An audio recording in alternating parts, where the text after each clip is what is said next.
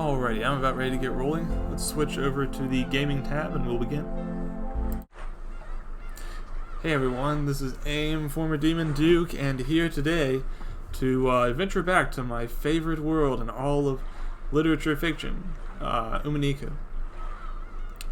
Of course, the main story of Umineko is about 8 chapters worth. Oh, hey Ainsworth. Hey Major Lampshade. Good to see you, bet.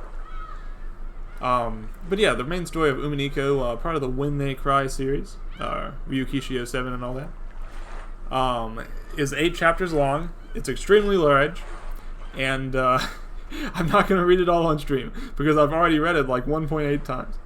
So what we're going to do instead is, continuing the tradition of fan visual novel read-alongs on this channel, we're going to be reading a fan Umineko story. This one's called Purgatory of the Golden Witch. It's by Umineta. If you want to check it out yourself, I'm going to drop the link right here. And of course, if you want to go and leave feedback after the stream, that would be fine as well. Umineko Endurance stream win. Oh man. So I was looking at how long to beat for various visual novels, because I'm trying to figure out stuff I want to read on my stream later. I'm not much for like rereading things, but in Umineko's case, you can take either like 80 hours on that, or you can take way longer if you read all the material. You're really in for an endurance stream, or at least a lot of streams if you choose to stream Umineko. That said, everybody should read Umineko, whether you're watching it on stream or playing it yourself. Read Umineko. That's my strong recommendation to all of you. Okay, before we get started, one other thing I wanted to talk about is the schedule for this week. We'll be playing Dread Templar a little later this week. If you've been in the mood for FPS, that's something we haven't been doing for a while now, and it's something I want to get back to. So in the middle of the week, we'll play Dread Templar. At the end of the week, we'll be collabing with Frexel for a little bit of an art stream. That should be pretty fun. And the 18th, I have a anniversary celebration going on. I don't have anything huge planned, so don't get your hopes up too much, but I might make a thing or two to show off during that stream. Because it's been far too long since I worked on my rig, to be honest. Although today I do have this sword hand, so we've got that at least. Something new, once in a lifetime opportunity. Okay, let's go ahead and get to the reading. You know, another thing that just occurred to me, like just this last second, is that I'm going to have to read the voices of Umineko characters, which is almost like, it's a little bit of a starstruck thing, because I've heard all the voices before, and they're all such great Japanese voice actors that I know I'm not going to do them justice, but we'll do the best we can. Also, if my tracking seems a little off today, that's not just you, I've noticed it too. I think if I don't like look right at my camera, my eyeballs kind of go all over the place. And now they're completely frozen, aren't they? I might have to restart VTube Studio. Give me 1 second. What happened is someone was cleaning up my desk recently and they moved my camera, and I think it has messed up my tracking. Give me 1 moment. Yep, I think I'm going to go to BRB real quick so that we'll have me during the stream until I won't have this weird frozen expression. Just 1 moment.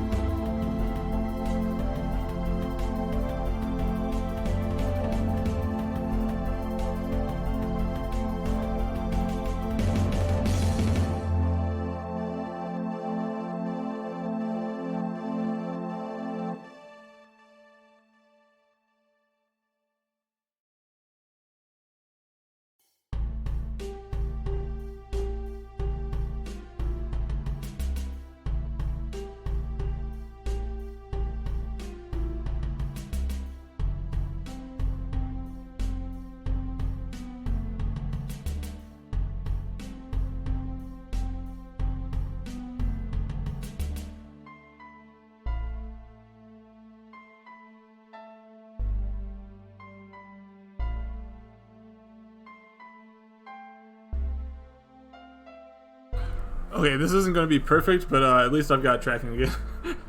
So I'm just not going to touch it, and I might be looking in a weird direction, but we're going to go with it anyways. Oop, there we go. Alright. 1 second. Let's restore myself to my natural size. And alright, that's pretty much good. X this out. And there we are. Okay, sorry about the wait there, guys. Yeah, somebody moved my camera earlier and it was messing up my tracking quite a bit because it was at too low of an angle. It's still at a pretty low angle, but we're just gonna have to do what we can. I don't want to go without my my cool sword this time. Okay, let's go. We're gonna start it up. Okay, and as usual, I will read out loud. It might be a little hard to read on the screen because of the text size, so maybe that'll help. Episode ? Purgatory of the Golden Witch. Good morning. The Golden Witch is thrilled to battle you again. By now, you might have discovered the rules of this world, and believe victory is in your hands, even before the story has begun. However, there's still more to this world to uncover. Reality can be cruel and cold. Are you prepared to consider all the possible moves? I'll take a brief seg here and mention that this comes... I think it's supposed to have knowledge of all 8 chapters of Umineko, aside from Saku, that extra content. So there could be spoilers for anywhere within Umineko. If you're worried about that, that's just a quick heads up. It's definitely a story that is best if you experience it unspoiled, so I would highly encourage you to do so, even if it means you have to skip the stream. The other thing I was going to mention is that this visual novel is made in Ren'Py, which is the same visual novel system I'm working on right now. It looks a whole lot different than mine, though. they've put in significant effort to make it look just like the games themselves, which I appreciate. Okay, let's get to it.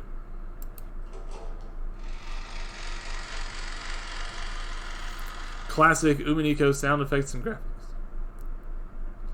You may perform witchcraft to jump forward in time. I think this is a place where we don't want to do that because it sounds like it's a way to skip certain parts of the story, which we have not experienced yet.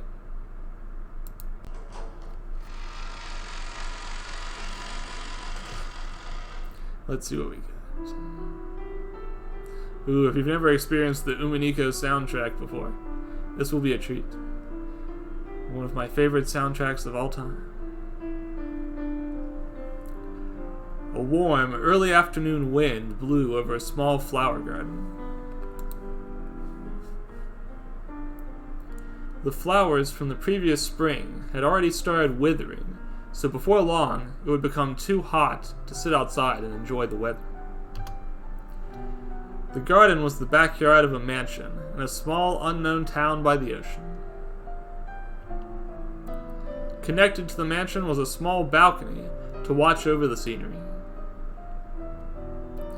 Apathy and discolor is so good. Yep.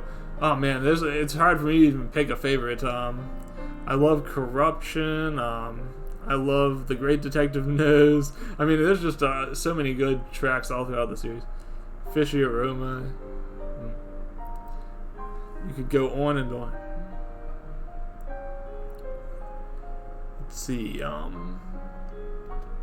the days had been starting to get longer, which meant that one could sit outside and bathe in the sun for longer in turn. A young man was sat by the table, deeply focused on papers scattered across it. Pens and erasers had been placed upon them to prevent them from being blown away with the wind. Oh yeah, Fishy Aroma is where things kick off. That's for sure. I've been actually looking into a little bit about the stage play they've been putting on for Umineko, which is quite interesting, because right now it just covers Chapter 1, and if you know about the events of Chapter 1, Beatrice isn't really in the story yet at that point, so everyone was curious, like, who did they cast for Beatrice? Is she going to appear in this chapter at all? And it turns out that they actually did bring back her voice actor from the various appearances to reprise her role. So that was pretty cool. She didn't actually appear on stage. You only hear her as a voice, but I thought it was pretty cool. The perfect Beato voice, if you ask me. His brows were furrowed, and he placed the back of his pen to his forehead, as if he was hoping the words would transfer from his pen to his head, rather than the other way around. Oh yeah, it was quite a treat. I was very pleased. But that was no good. He just couldn't find the right way to write that part. How could he put it into words? Toya-sama, do you want some more tea? Asked the maid, approaching the man with a kind smile. The man cleared his thoughts, and he seemed to return to reality as he put his pen down. That would be delightful. Thank you very much.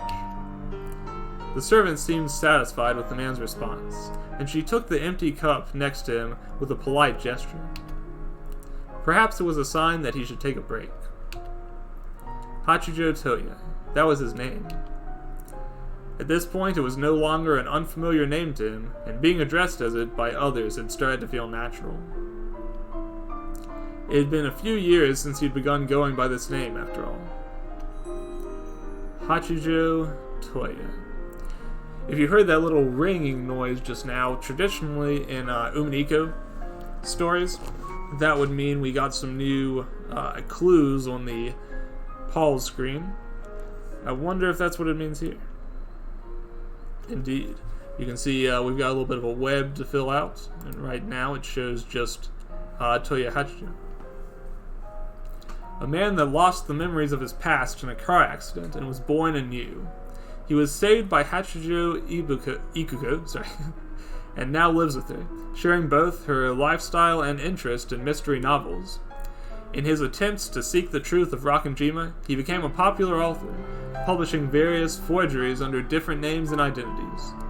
He was once Ushiramiya Battler, one of the sole survivors of Rakanjima. I have thought about what it would be like to write my own Umineko fiction before. Right now I am working on a Danganronpa visual novel, and let me tell you, it's a whole different ballpark. I feel like your freedom to move is a lot higher in Danganronpa, and your expectations are maybe a little bit more managed. Umineko to me is just such like a carefully plotted story that I don't know how you gather up the confidence to write something inside of it. But that's what this person did, and so far it looks pretty good. I'm impressed so far. Okay, let's keep going.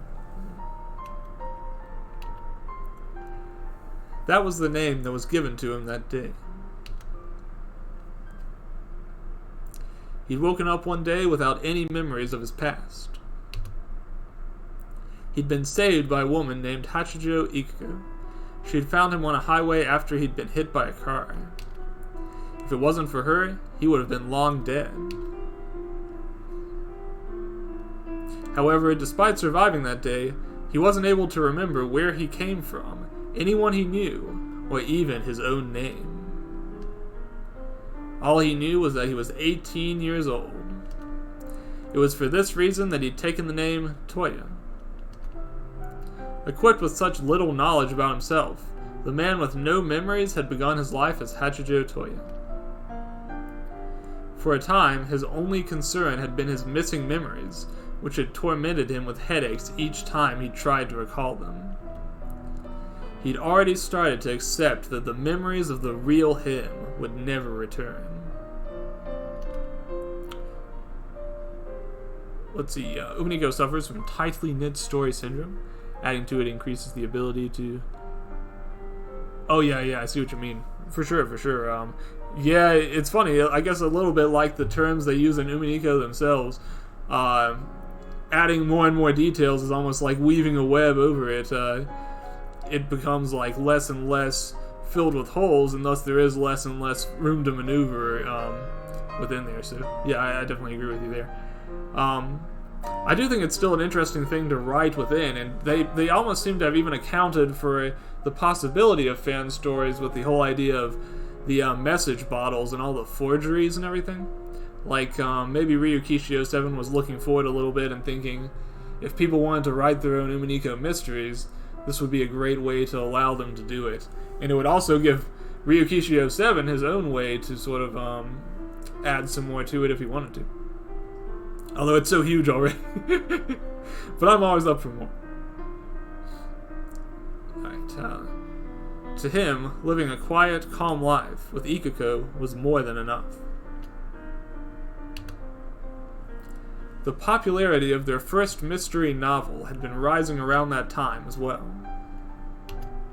So truly, at that point, he had little reason to believe that anything would ever change.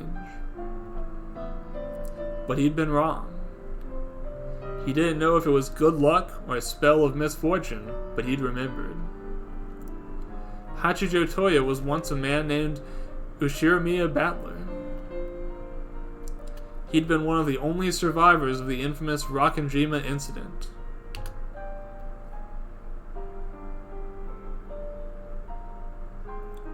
The point of Umineko is to base itself around theory crafting and meta-narratives from critics. Yeah, true. In fact, actually, there may have... If you want to counterpoint what I just said, I think the very end chapter of Umineko makes a pretty convincing case for Ryukishi kind of like literally showing us that there were some people who just can't get enough Umineko, and they just want more and more answers and descriptions and like facts plugged into it. And so we see like a very literal representation of that in the final chapter that has to be overcome by everyone. So it could also be said that maybe Ryukishio 7 was either poking fun or discouraging people who would continue adding more and more and more to this story. But that said, I'm still happy to see some more. Alright. Yeah, get your battler cries ready, because I have a feeling we're going to be getting a lot of that. Toya sank into his seat, feeling a light throb in his head again. Also, hey, good to see you. Even after regaining his memories, he still found himself periodically tormented by headaches. After all, another man's existence had formed inside his head. Yeah, it did get a little bit literal there at the end, didn't it? Still magic, but also pretty darn literal. Very upfront in its purpose. If he had to describe it, he might have said it was crowded. It felt as though there simply wasn't enough space for the two of them to coexist in his head. But Toya was afraid.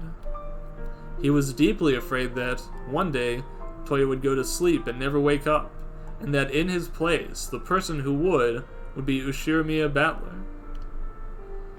If that were to happen, would he die completely? Or would he be forced to watch from within Ushiramiya Battler's consciousness? There was no way he could know the answer. Reminds me a little bit of the, I just started watching the Moon Knight series on Disney+. He's got a little bit of a similar thing with two personalities inhabiting one body. Not that similar, but a little similar. After all, he'd sometimes felt as though Battler was watching him. When he had, it was always a painful, terrifying experience. Ushiramiya Battler was a man Toya knew everything about. He was a man who was him, but at the same time still a stranger. Ushiramiya Battler scared Hachijo Toya. Toya grasped at his forehead, which was drenched in sweat, and straightened himself in his seat. When the maid brought him the tea he had requested, he thanked her, and glanced at his papers while carefully taking sips. Upon those papers was his newest forgery. Give me 1 second.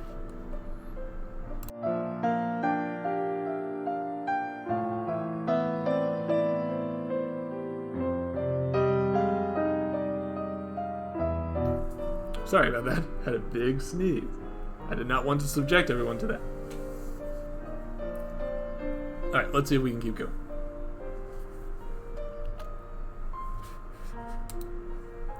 The Rakanjima incident itself hadn't become famous simply because of the mysterious circumstances. It had gained a following on internet groups and forums. Since the first message bottles, signed by Ushiramiya Maria, had popped up, relaying completely different stories of what had happened that day, people who called themselves witch hunters had been attempting to find out the truth of what had happened on that island. And yet, those people had forgotten that the tale had happened to real people, rather than fictional characters. For them, the contents of the cat box were a game, so it was easy for them to tear it out and build a new puzzle every time. Surprisingly, though, Toya found it relaxing. While he could remember things from long ago, he could hardly remember the truth of that day. It had always felt like the memories of that day were surrounded by a deep black fog. While he remembered that he was Ushiramiya Battler, he felt like there was no way he could remember just what it was that had happened. That was when Ikuko had suggested that he start writing. She said it didn't have to be what really happened, but that perhaps, if he wrote enough, he might one day miraculously write down the truth. And when that happened, maybe the battler within him would finally be able to rest in peace. Whilst creating stories like these was a great burden at times, it did also give him some measure of temporary peace. Whenever he wrote his forgeries, he felt as though he was walking within the dark fog of his mind, grasping one piece of truth at the time. Toya frowned. He put the cup down, skimming the last page he had written. Was it really okay to publish these things? Ikuko had told him that it could spark more discussion and that might help him remember. It'd be giving the witch hunters and detective types more information to work with, and maybe that'd lead relevant parties to them, or push people to bring up an idea that would remove the mist in his head. But was something like this really okay? His head ached just thinking about it. From inside the mansion, Toya heard the sound of Ikuko briefly talking with someone and the door shutting closed. Did she order some books again? Perhaps some new mystery book had come out. Whenever she heard about a new popular mystery, she'd always immediately order a copy, sometimes even two, and ask Toya if the both of them could read them and discuss it together. It was basically his cue to go in and see what the fuss was about. Toya stood up lazily, taking his teacup with him, and stepped inside, where he was greeted by the familiar face of the woman he lived with. So, did you receive a new book? Oh, you could tell already. As expected of you, Toya. I didn't even have time to open it yet. He could tell she was more excited than usual, just from her face. For it to have grabbed her attention that much, was it an especially popular book? It might have been a special occasion in that case. Maybe she had heard a lot about it on the internet and decided to order it, or perhaps it was from an author she was a fan of. Nevertheless, it was odd to him. Usually, in situations like these, she wouldn't be able to hold in her excitement, and she would wind up telling Toya everything she ordered long before it arrived. She would often eat the books raw, too. It was an odd ritual, but a satisfying one. Yeah, that goes well with the afternoon tea, that's for sure. The great mystery of Ikuko's book orders would be something worth writing about next, he thought to himself.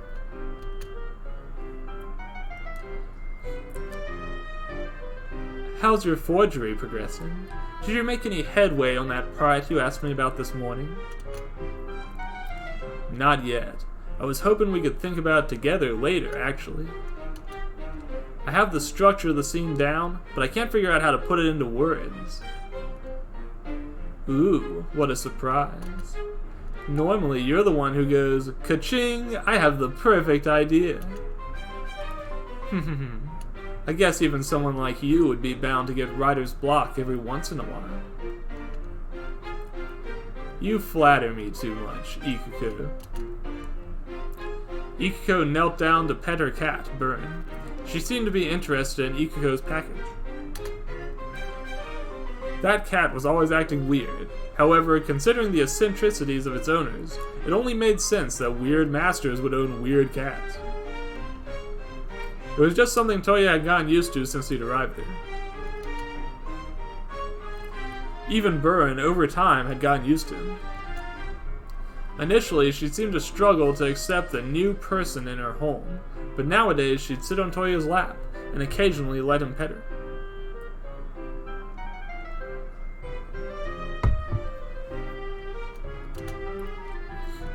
Are you busy right now? I'll ask the maid to prepare some snacks. Not at all. Just let me pick my stuff up from outside. I wouldn't want it to gather dust or fly away without me noticing.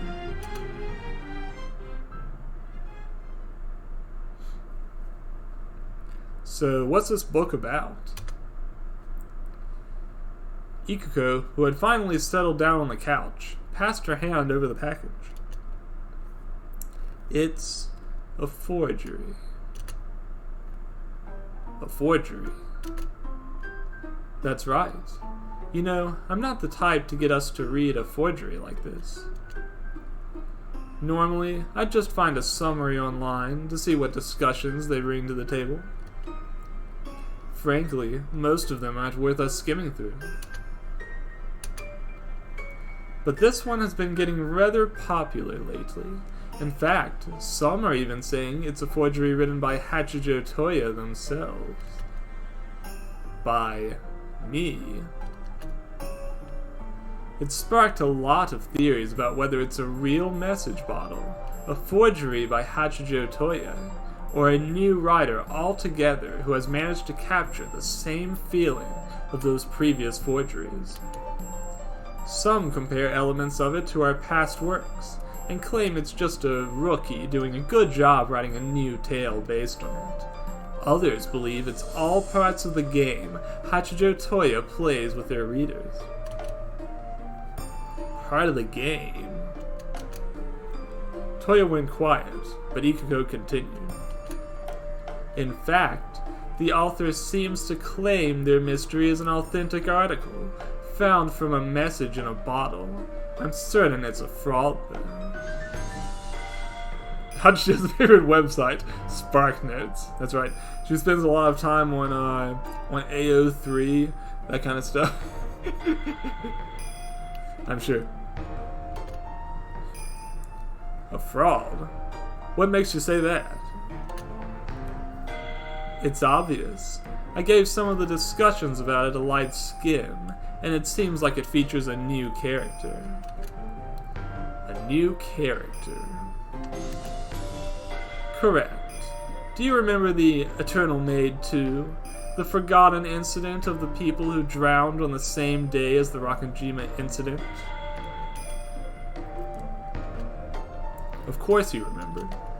The Rakanjima incident had received so much attention in the media that the other tragedy that had occurred on that same day had been almost completely forgotten. One of the involved parties had even suggested that a family member may have washed ashore on Rakanjima instead of drowning. That was the reason why they'd included the character of Furuto Erika into their previous forgery. Toya felt the itch of guilt crawling up his back. While it was true that the idea was suggested by the family themselves, was it really okay to use it like this?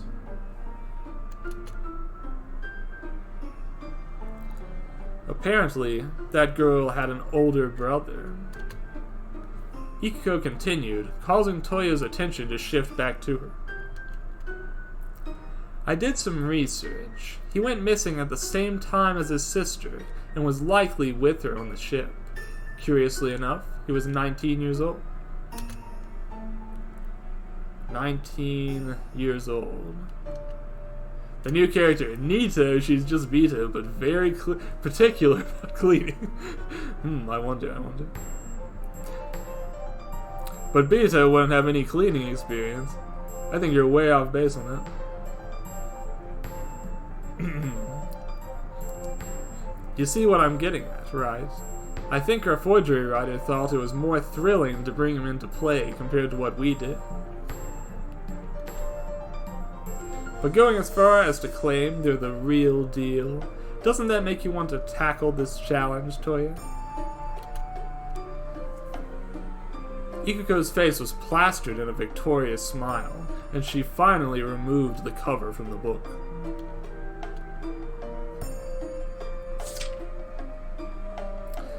I think I read something interesting one time, which is that Battler is the only character in all of Umineko who they have portraits that change whether he's on the left or the right side. All the other characters just have one sort of way they stand, and they don't even flip them. Purgatory of the Golden Witch. Plumbum Fleur D. Plum... How do you even pronounce this? I was wondering that too.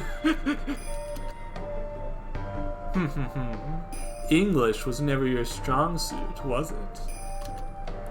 It's not even Japanese wordplay this time. I couldn't find any relevant numbers either. It's one of the things that made people doubt that it was Hachijo Toya mystery. At the same time, though, it sure is weird enough to make people suspect the opposite. Purgatory of the Golden Witch. That name certainly had a presence to it. What do you say, Toya? Would you like to read it with me? If you're not in the mood, I could read it and tell you the contents, or let you read it on your own terms. Or I could stream it on my Twitch channel and you could just listen along with me. That's another way to do it. Man, imagine if Hachijo was a Twitch streamer. Wouldn't that be something? No, I'm alright. Let's read it now. You don't pronounce it, you just suffer. Yeah, it's funny because I guess the game doesn't really have a way to tell me the correct pronunciation of that one. So I'm probably just going to keep on doing it wrong. It's not like it was written by him anyway. After all, anyone could write about the Ushiramiya family in any way they wanted. It was just rare for Ikuko to make such a move. I've got some writer's block anyway. Maybe it'll give me some new ideas if it's as good as you say. From what I've heard, this forgery is claiming to be set after Turn, but before Banquet, an alternative episode 3 for the tale. You subscribe to Hachijo? I see. I'll bet she'd have a knack for it.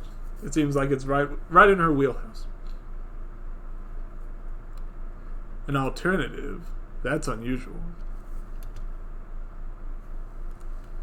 Most forgery writers use everything they know to make their tales more believable. It almost feels like going back in time, doesn't it?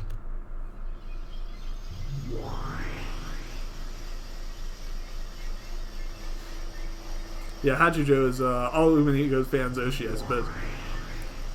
You can certainly think of it that way. Now, where do we begin? The witch of theater going was sat by her table, with a chessboard and a small box for pieces next to it. First, let us remove the unnecessary characters. After all, we were introduced to so many new characters in just a few episodes. Those characters can temporarily return to the box.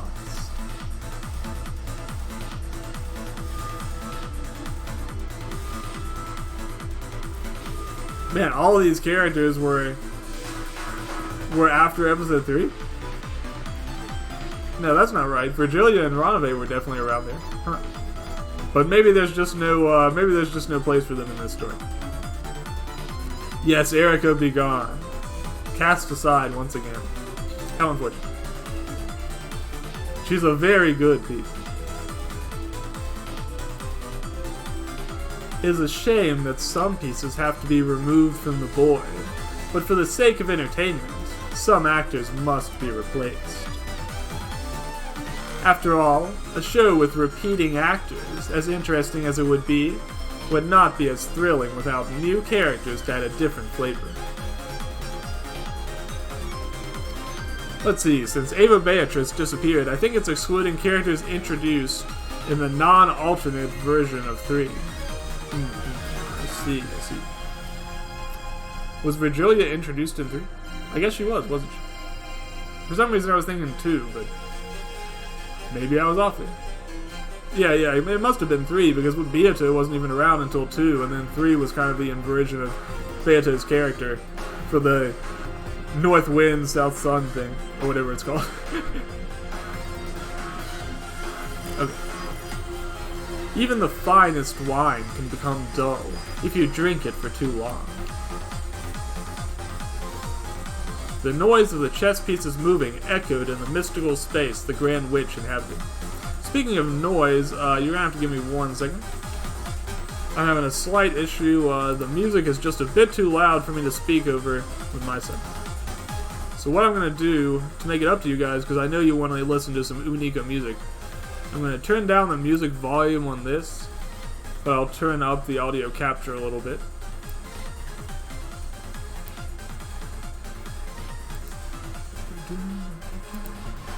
Yeah, I think Beato and Virgilia were both around in 3.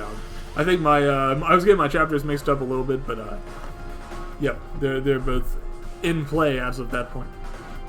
And I guess they weren't around it before that at all, so yeah, taking Virgilia out and even Ranave is probably a fair move. But at least we still have stakes.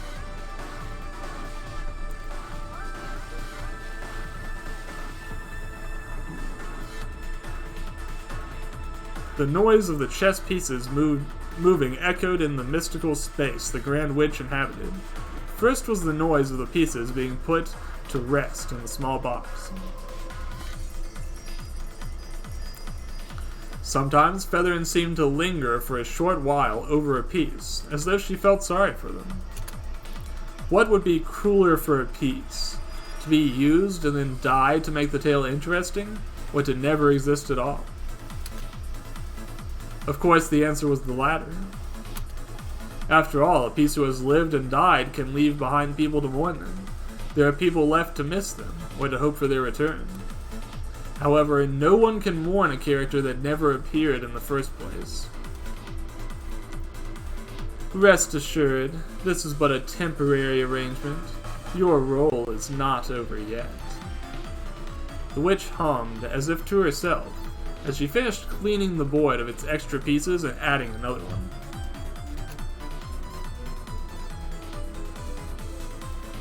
Then she turned her gaze to the darkness.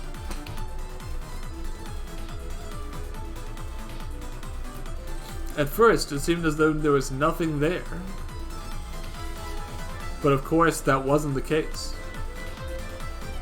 It was there, quietly watching, waiting for its turn. Ha. Ha ha ha.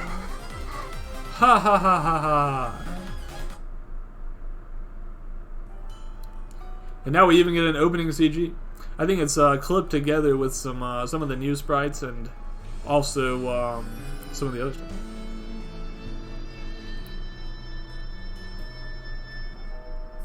Yeah, it might be a difference between a piece. Well, actually, let me be quiet for a second so we can listen.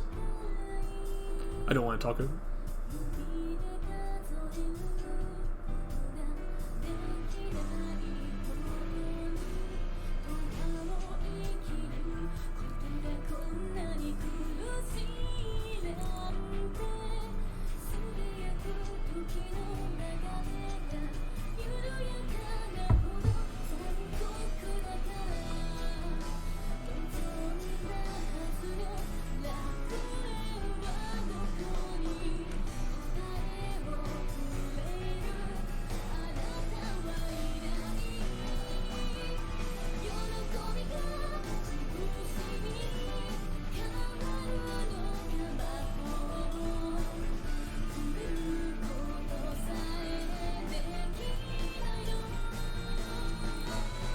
Is that something you want?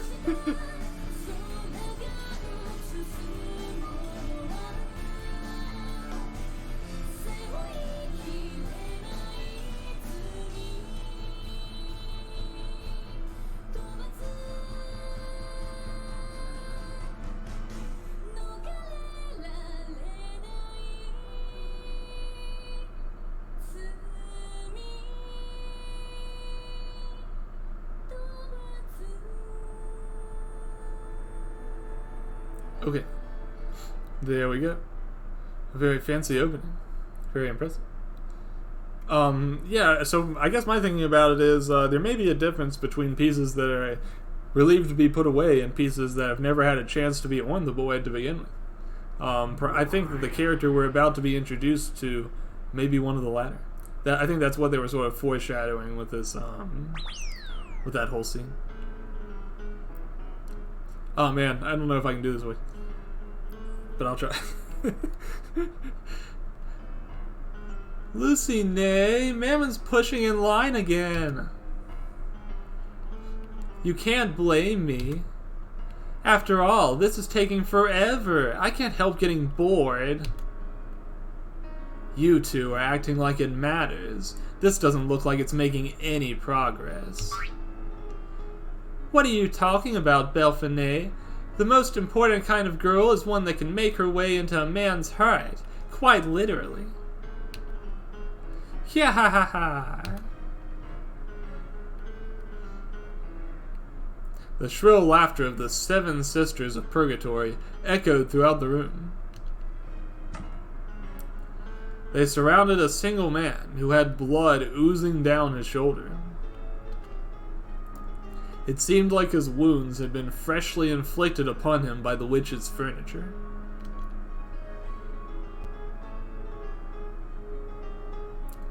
God.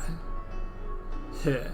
You monsters. Can't Beto put you all on leashes and walk you around like dogs instead? You should be grateful. Beatrice-sama gave you special treatment back then. And yet, you can't solve even a single mystery. How worthless. I can't believe our master considers you a worthwhile opponent. Satane, you shouldn't question Beatrice-sama's tastes. Yeah. In the same room, the Golden Witch lay gracefully on a couch, watching her furniture play with their new toy. After all, she probably hadn't experienced such an entertaining show for at least a few hundred years. To a witch, there was little difference between the realms of dreams and reality. In a dream, you can create an impossible fantasy situation unlike anything in the human world. In a dream, you can meet those you've lost, take to the skies, or even warp time itself on a whim.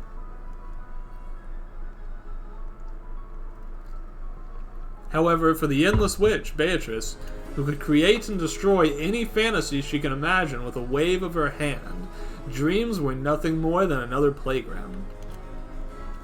This was far more interesting.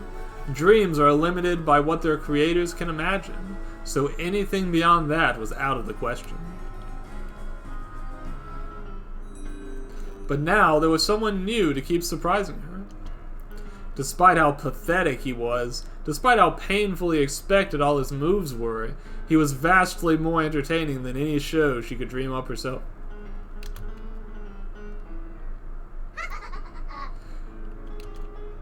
Dare I? I don't know if I can. I've got to practice my Beate laugh if I'm going to read Beate there. Yeah! Come now, girls. You can't expect a mortal who's lived only a fraction of my lifetime to solve it so fast, right? I'll give you as much time as you need, Battler. As long as you keep me entertained, I could keep this game going for at least another 100 years. Yes, for an endless witch, this was nothing but temporary entertainment. For Shiramiya Battler, though, this was a nightmare he could not wake from. No matter how often the witch would kill him and revive him, He could not be freed from his torment. That was, unless he destroyed her. Ah, it's all useless. If you think this is all you'll need to break me, then you're wrong. In fact, I'm having plenty of fun with this personal harem of cute-ass Neigh-chans you've arranged for me. It must be nice being so popular, Battler. Is that what your dreams are like? No, I'm certain that your dreams are the sole respite from this hell by now. You can wake up whenever you want, you know. All you need to do is acknowledge me as a witch.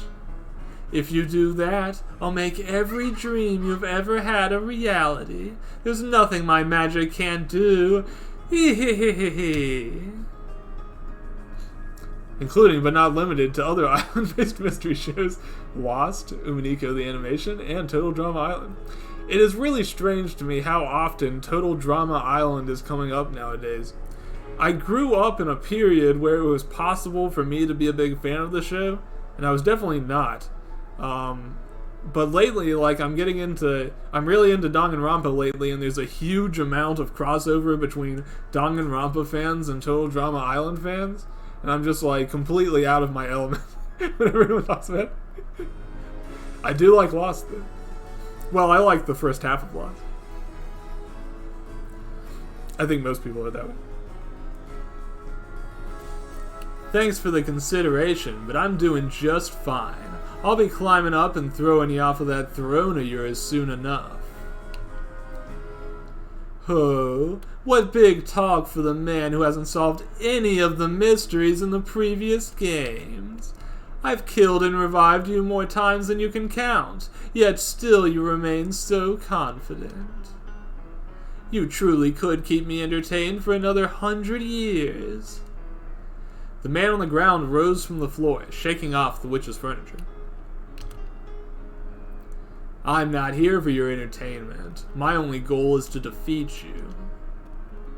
Is that so? If you're doing so well, then maybe it's time to start a new game, correct? But Beatrice-sama, I haven't played with him at all. Stop bugging Beatrice-sama. Well, that's just great, isn't it? I'm not going to lose to you, and there's no chance I'll accept you either. No matter what kind of screwed up tricks or magic shows you show me, there's absolutely no way I will acknowledge you. There we have the very famous, the ever epic, Battler's finger that goes towards the screen and covers up whoever's behind it.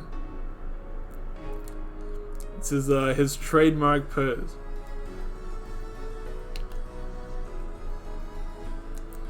Ha ha ha ha! Those are big words coming from someone like you. Well then, it's time for you to wake up from your nightmare, Ushiro Miya Battler.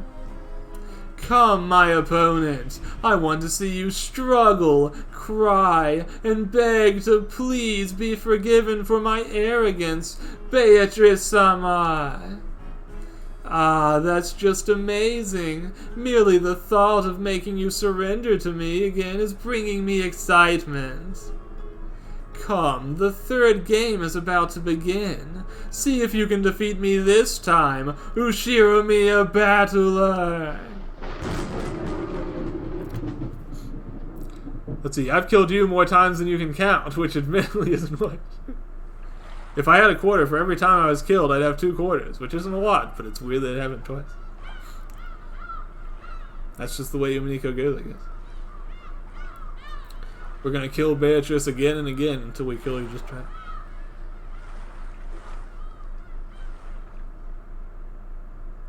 And Battler, he can be killed any number of times. That's what's so useful about him. There, all done. By the time everyone's here, these cookies will be fresh from the oven. They have such a pleasant smell. Don't you think they'd go great with black tea? Oh ho ho, we mustn't prepare the tea so early. There's still time before the guests arrive. After all, Jessica-sama only just went to Nijima to greet them. The servants of the Shiramiya household had been busy since early in the morning in order to prepare for the annual family conference. For such an important event, everything had to be perfect in order to greet the guests in the best way possible. The fridge, which usually only held a modest amount of ingredients, was now filled to the brim in order to provide a special menu that had been hand-picked by the family chef, Goda.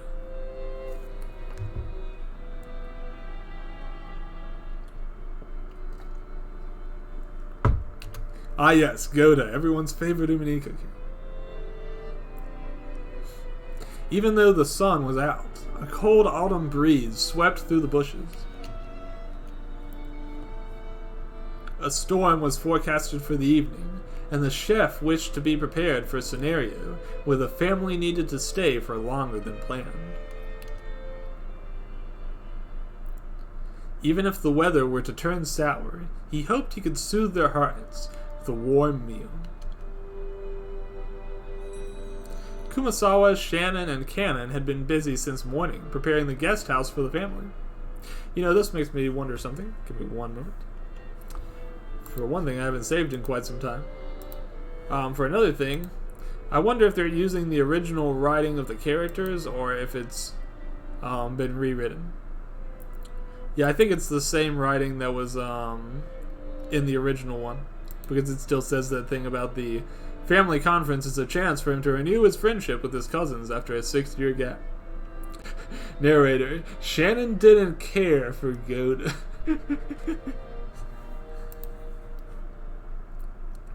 It's like that one meme, I like all of Uminiko's characters, and then earlier that day, I don't care for Goda.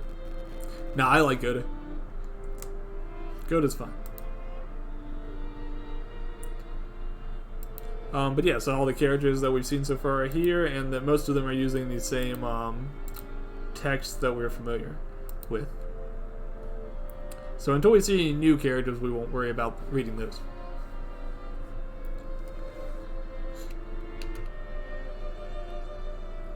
All the dust had been wiped away, and the beds had been neatly arranged and prepared to welcome those who would rest their heads on their soft pillows. Meanwhile, Genji was assigned to prepare the main hall and dining room. For the cousins, the conference was a time for them to catch up, talk, and have a good time. However, for the adults, the family conference was an important event where they would discuss the future of the Ishiramiya family. There isn't much left to do here for now. You can take a break, Shannon-chan. Thank you very much. Shannon removed the apron she was wearing, folding it neatly. She handed it over to Kumasawa before leaving into the corridor. Umineko costumes, and I talk about this fairly often, most of the characters, they have their costumes based on like some actual gothic clothes design. Usually some pretty fancy pieces. And I think what you'll find is that the more you look at an Umineko costume, at least for like the non-servant characters, the stranger they look. For instance, if we look at Shannon, at first you see a maid who's wearing an apron and like a servant's hat, but then the more you look at it, you're like, well, she's also got a corset, and she's not really wearing an apron. It's all kind of like a skirt and blouse combo. So it's really not so simple. Kraus at the meeting. I think dogs should vote. We're gonna take the Ishiramiya mansion to the moon. Let's invest in Beto coin. All great ideas. Straight from Kraus. Kraus is another of my favorite characters. Just because he's such a dude. Sometimes I think I exaggerate a little bit in my head, but he really is a pretty funny character the more and more you read, I think.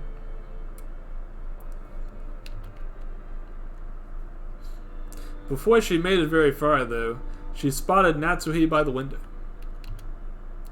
She seemed to be inspecting the rose garden. Natsui is another of my favorite characters. Maybe my favorite character. Maybe my tip-top. But then I really like Kenzo too. The bothered expression on her face came as no surprise to Shannon, who was aware that the yearly conference was a very important day for her husband. Shannon, have you finished preparing for today? Yes, madam. Everything is prepared for the guest's arrival. I would ask that you check on the guest house again. It's absolutely crucial that it is spotless.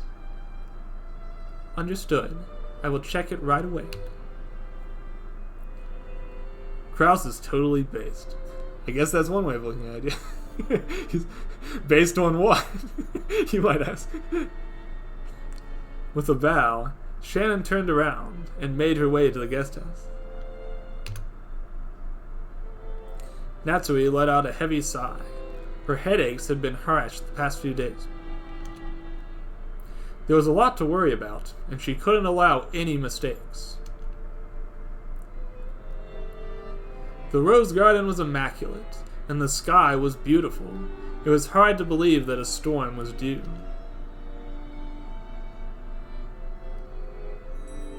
Madam, the preparation of the main hall is complete. I shall send Goda to greet the guests upon their arrival and assist with their luggage.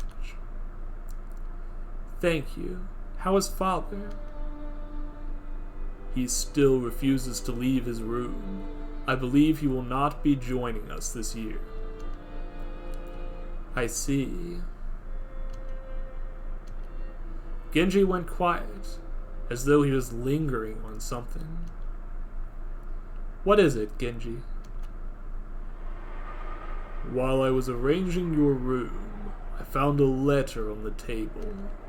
It's still sealed. I did not believe you would have left it unread if you had noticed it. A letter? Indeed. I didn't notice anything like that. Would you be able to bring it to me? Very well. I shall bring it at once. If there's one thing you don't like to see in Umineko, it's a spooky letter show up out of nowhere. That's when all the bad stuff starts. When Genji returned, he seemed to be holding something familiar. There was no doubt about it. It was one of the Ushiramiya family's wax-sealed envelopes. The symbols on these letters were imprinted by a golden ring owned by Ushiramiya Kenzo, the head of the family. But surely that was impossible. After all, the head would never... Yeah, they are pretty wax-sealed envelopes now that you mention. Well, that Ushiramiya Kenzo is a wacky guy. It only makes sense that he uses a wax seal. Natsui pushed down those thoughts as she took the letter with shaking hands. What could it have meant? There was no logical explanation for how an envelope sealed by the head himself could have made its way into Natsui's room, and yet...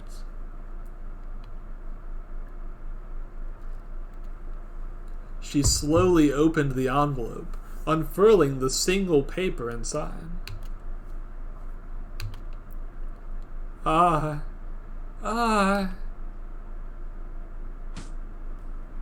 Genji! What is the meaning of this? Where did this letter come from? I am sorry, madam, but I do not know. I only saw it waiting for you on the table. What the hell was that? How did someone... No one should know about it. Natsui's mind raced as she tightened her grip on the letter. The letter wasn't long at all. In fact, it was rather short, without even a signature. Despite that, Natsui still understood what this letter meant. Her eyes darted across the paper again and again, as though she couldn't fully grasp what she was reading. After all, it was impossible. Is this some sort of cruel joke? I will not accept something like this, especially not on the day of the family conference. Natsui gripped the paper, which caused it to wrinkle and lose its form. The embarrassing photo from the Christmas party. Oh dear. She wanted nothing more than to throw the letter away and forget that she had ever read it. When was this placed in her room? Today? Maybe it had been the day before.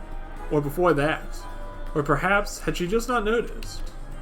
Was it one of the servants? Someone in cahoots with the cinder? Or maybe... Her spine shivered at the thought. Genji, tell nobody about this letter. Proceed with preparations as scheduled. Understood. I apologize if this letter brought you discomfort. No, it's okay. It's not your fault. Natsui glanced down at the wrinkled paper in her hand, and she felt her knees go weak. Her head, which had already been aching, now throbbed in pain. She had no idea where it had come from, and she couldn't fathom who would have wanted to and could have placed this letter in her room. Therefore, it had to have been a prank, a cruel prank coded in a string of coincidences. She couldn't let it disturb her. If she did, it would show the prankster that she was fazed by this ridiculous act. Maybe they were watching from afar then, sneering at her. She could not allow that to happen. Therefore, that letter did not happen. She had never read it. That was her decision.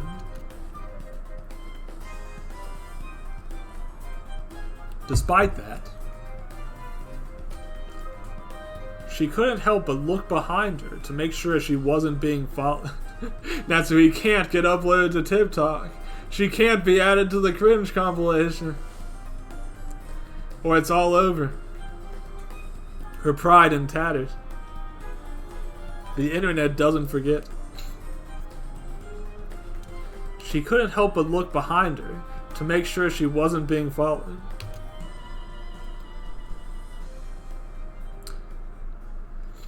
What a great OST. Another one of those classic tracks. Phew. Finally, some solid ground. I feel alive again. Fall, fall, ooh, ooh. I can't believe you, battler. Aren't you 18 already? You should have gotten over that by now. Bwahaha. Now, Maria-chan, Jessica-chan, don't bully Battler-kun too much. Even adults have fears too, you know. Although this is... What the hell, Aniki? I thought you were on my side. You can't blame me for being stressed, right? It was shaking so much, I really felt like I was going to... Ooh, fall, fall. I still don't get why people find it enjoyable, you know. There are people out there who consider staying on a boat for days a vacation. Ah, nice, solid ground really is the best. Well, I could go for a swim too. You need to point and laugh at him, Maria. Yes, you have to grow up just like your Aniki here, who always knows the right way to do. Let's all take turns. It's cold this time of year, but in the summer it's pretty cool to have all of Rockinjima's beach to yourself. Can't say it's not a bit boring enjoying it on your own, though. Look on the bright side. Enjoying it on your own means that you can make it your own private nudist beach. Hee hee hee hee. Gak. Shut it, you. Hey, brats. Stop lagging behind. Don't tell me you're planning on doing another round on that boat before joining us. Shut up, you old geezer. This is all your fault, you know. Leave them be. It must be exciting for them to be together after 6 years. It probably brings back a lot of memories. It sure is a shame Angie-chan couldn't make it today. They grow so fast when they're young. I ain't gonna recognize her next time. Bah ha ha ha. Heck, even Maria-chan's growing to be a real beauty. I bet you're so proud, Rosa said. She grew 2 centimeters just in the last few months. I have to buy her new clothes so often now. Oh my, how lovely. You must get to dress her in all sorts of cute dresses and clothes. It must be so much fun for the both of you. Ooh, Maria wants to have a pretty dress like a witch. Ooh. The memories of the Ushiramiya family made their way... The members of the Ushiramiya family made their way towards the mansion. It felt truly special to have everyone gathered on the island like this.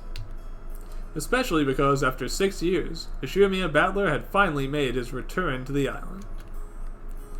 Not only was it special for the adults who had him as the focus of their conversations, but it was also special for the cousins, who were finally able to catch up with him after so long.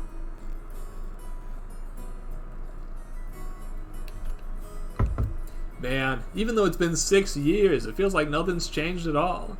I can't believe it's been that long. And we're gonna have all night to hear about what you've been up to, Battler. I'll bet you have all sorts of interesting stories. What do you think I am, some kind of delinquent? I've been living a modest, calm life, like the pure-hearted man I am. Liar, I can see it written all over your face. I'll extract it by force if I gotta. You haven't changed a bit either. There's no chance you'll get a boyfriend acting like that, you know. Well, what the hell, you idiot? Hee hee hee, did I strike a nerve? Gak, you don't have to hit me there every time. It sure is lively now that Battler-kun is back. Looks like Asumu-san's parents raised him well. That one hurt, Sadiki.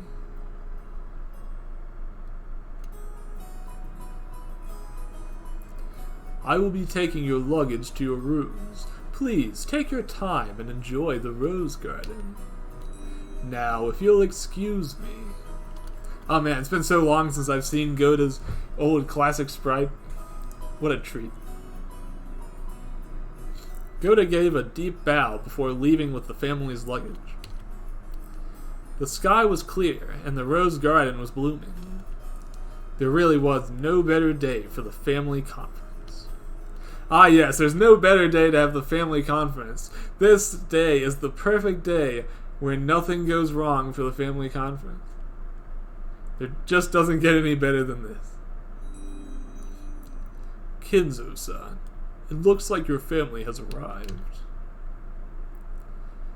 The family physician, Nanjo, stood by the window alongside an old man who was examining the people in the garden.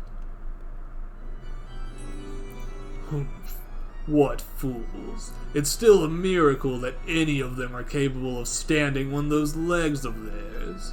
They have no value but as cattle for the witch's revival. The man turned away from the window, leaving the doctor by himself. It was pointless for him to keep watching such an uninteresting show. I have no need for them. I need no children or grandchildren. All I need in order to live is your smile and grace. Tonight, I shall return everything to you, Beatrice. My ring, my gold, my soul. All of it shall be returned to you.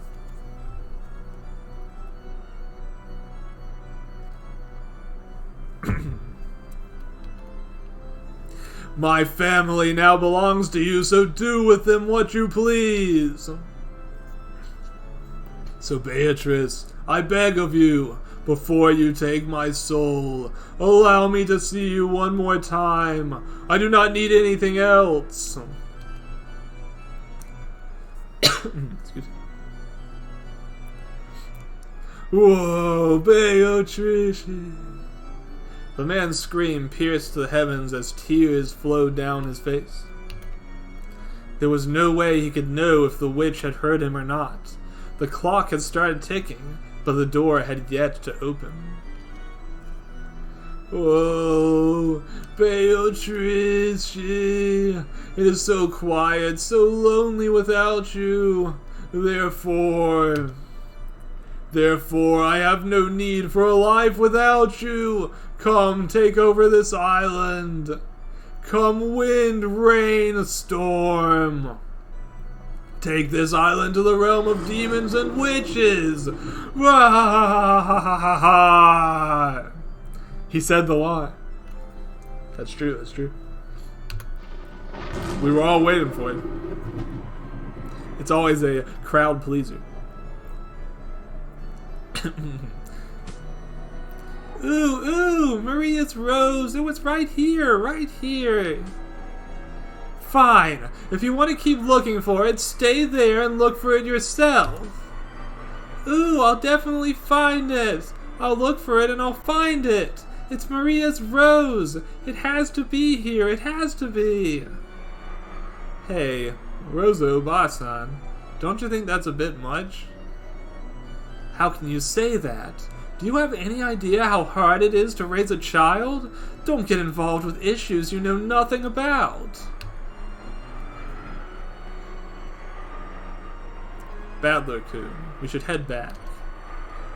Ooh, Maria's rose. I'll definitely find it. The wind was howling, and it was rapidly getting colder. It was hard to believe how beautifully blue the sky had been just hours before.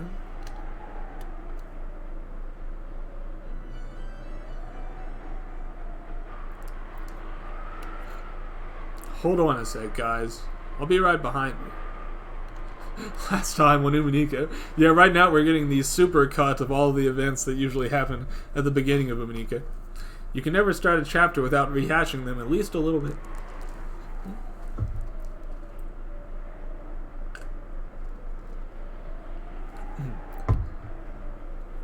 Battler? Seriously, I'll only be a minute, okay?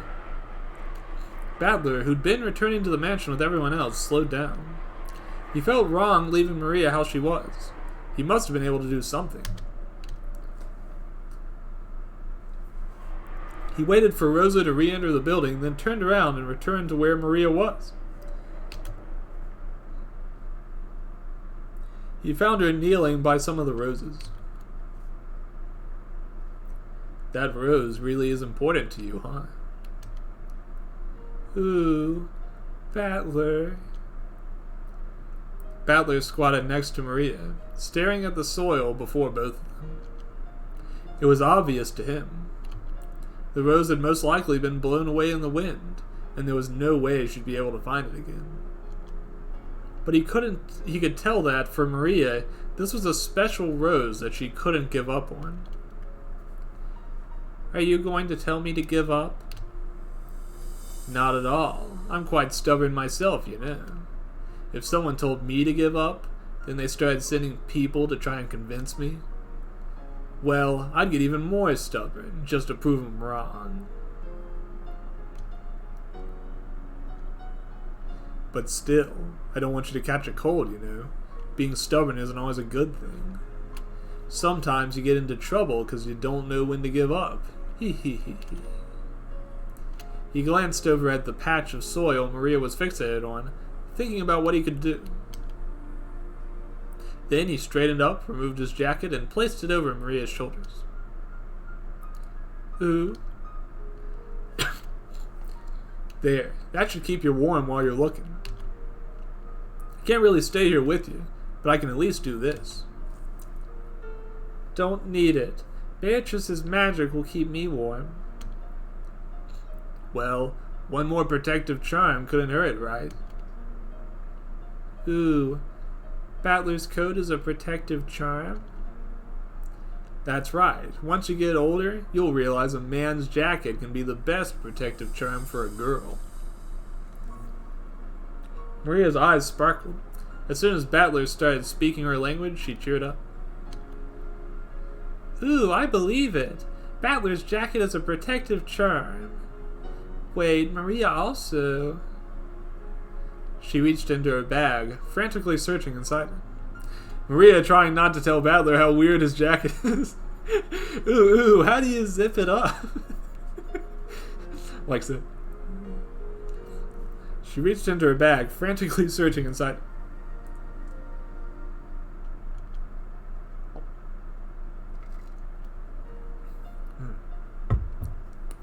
Every so often, while rummaging through, she would take out one of the many toy chimes inside, examine it, and return it to the bag. Eventually, though, she found one she was satisfied with.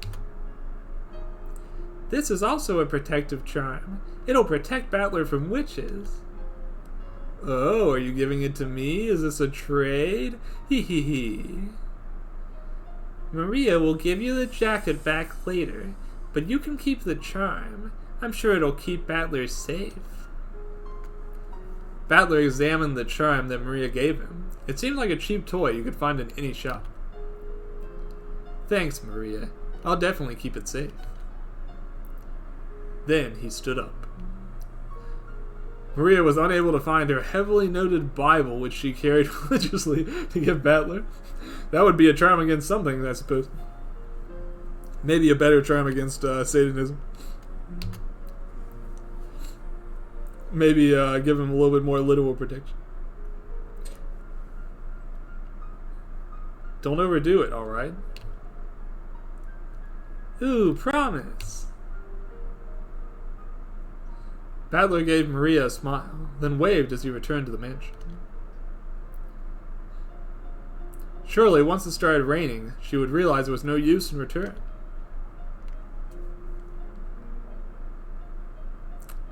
We finally reached the end of one of the acts. But I'm sure there's still plenty to go.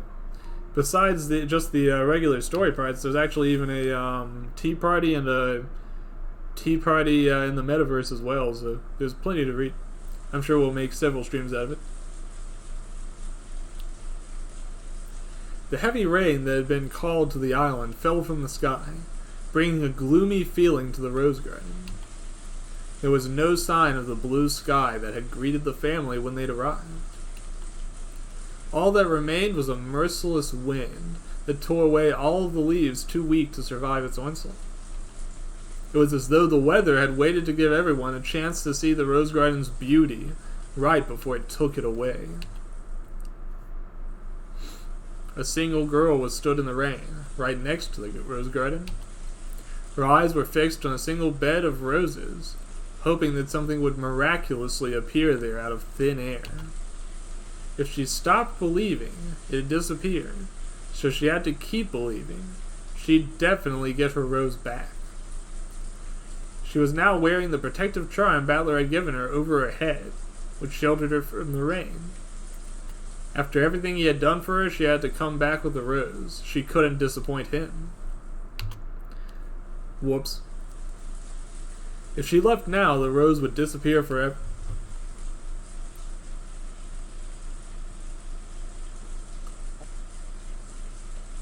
The moment she thought that, she stopped feeling the drops of rain soak through Battler's coat. Had the charm gotten even stronger?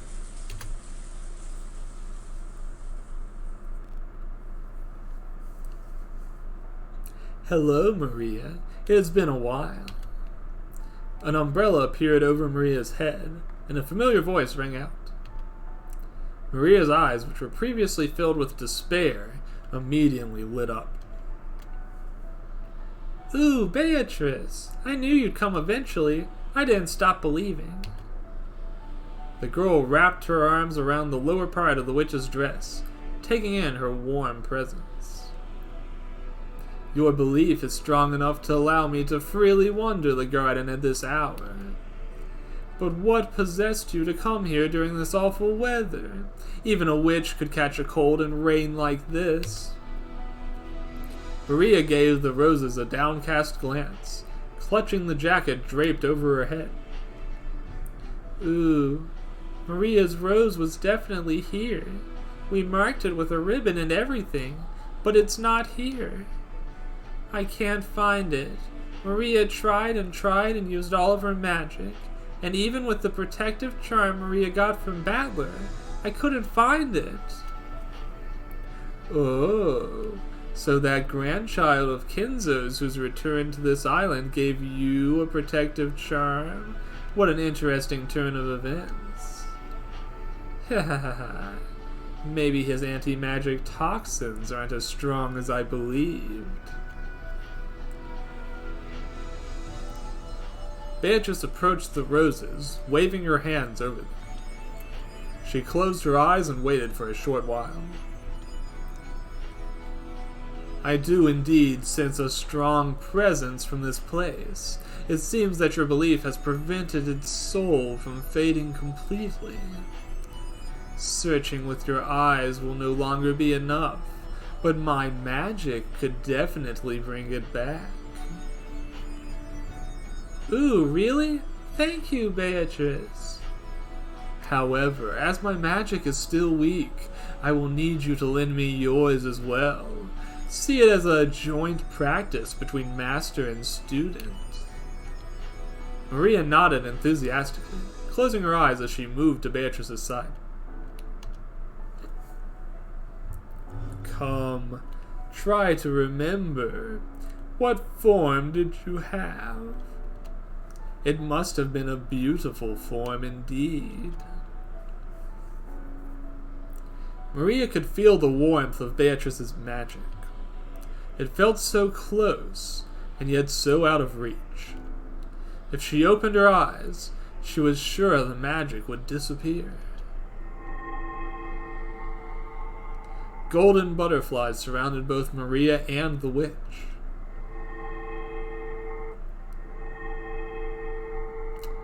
Though it was a frail magic, one that could very easily be shattered, slowly the last rose began to regain its form.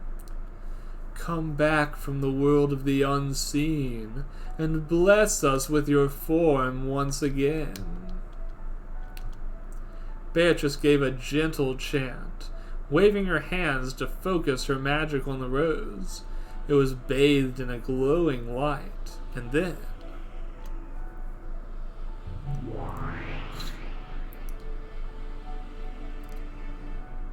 You may now open your eyes, Maria. Ooh, ooh. Maria's eyes sparkled as she finally laid eyes on the rose she had been searching for up until now. Maria's rose! It's here! It's here! Amazing! You are amazing! Thank you so much, Beatrice. I knew your magic could do anything. I can't wait to become a witch like you.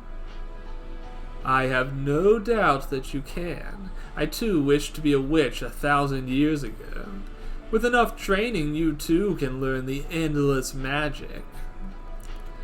Beatrice smiled gently before pulling out an envelope from behind her back. It bore the family crest, and it was delicately sealed with wax. Now, I have a request for you. At the family dinner, I want you to become my messenger and... Beatrice suddenly turned, looking over to the far entrance of the garden.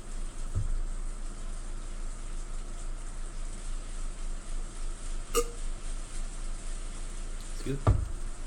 I'm going to need a break to get some more water in a second. Maria, an anti-magic presence is approaching. I must take my leave. Ooh, Beato. Somebody else already took care of this for her.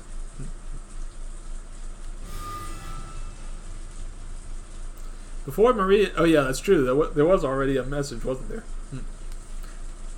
Seemingly it would have been her message, but who knows? Before Maria even had a chance to finish, Beatrice began to disappear, turning into a cloud of butterflies as though she was crumbling. Even though there was a barrier placed on Rakanjima to make it fit for the witch's revival and game, it appeared that it was possible for it to be breached. Ooh. But then Maria saw it too. A tall, dark figure was approaching her, dragging its legs. This was what drove Beatrice away, wasn't it? So she must be prepared for anything that draws near. However, as the figure drew closer, Maria realized It was a human, soaked from head to toe, wearing a tired expression. As their eyes met, the human smiled gently before speaking in a soft voice. "Hello there."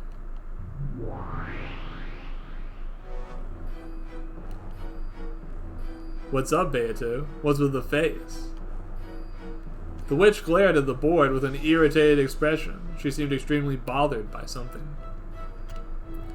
Battler, meanwhile, could only look on confusedly. He had never seen her like this before, after all.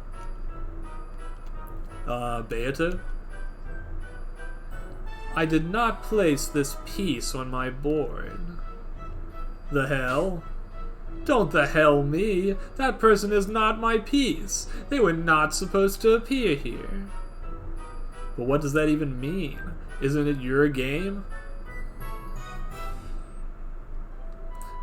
"Beato, is that anti-magic?" "Maria, how's it going?" That would be an interesting twist. Quite a variation on your usual approach. Gun is the strongest form of anti-magic venom, of course. Aren't you controlling everything that happens? "I'm supposed to be, but it appears as though a greater witch than I has thrown in a new piece without my permission. Now that it is on the board, I have no power to remove it." Battler's expression remained puzzled as Beato re-inspected her moves, trying to understand where the extra piece had come from. It's like when you're playing a game of Monopoly and someone brings out a sorry piece or something. What do you do with this? Just then, though, the sound of another voice filled the room. "That piece belongs to me." "The hell? How many more of you are going to show up?" "The great Lady Burncastle, Witch of Miracles. What is the meaning of this?" "I've been presiding over your game, and I've concluded that it is unfair to the human side. That's why I've inserted a piece of my own to assist Battler." The new witch, Burncastle, spoke in a tone bordering on apathy, which caused Beato to grit her teeth. Yeah, in fairness, I guess everyone does get tired of regular Monopoly. A little bit faster than Umineko, probably. I've probably read more Umineko in my life than I've played hours of Monopoly. Then, Burncastle turned her empty gaze to Battler, who flinched a bit. "You should be grateful, Battler. I went out of my way to find someone to help you out." "Who are you exactly?" "How pitiful. After Beato's brutal game last time, I found myself having to encourage the player to keep going. I suppose I embarrassed myself for nothing." Battler narrowed his eyes. Indeed, a faint memory from a forgotten tea party barely remained in his head.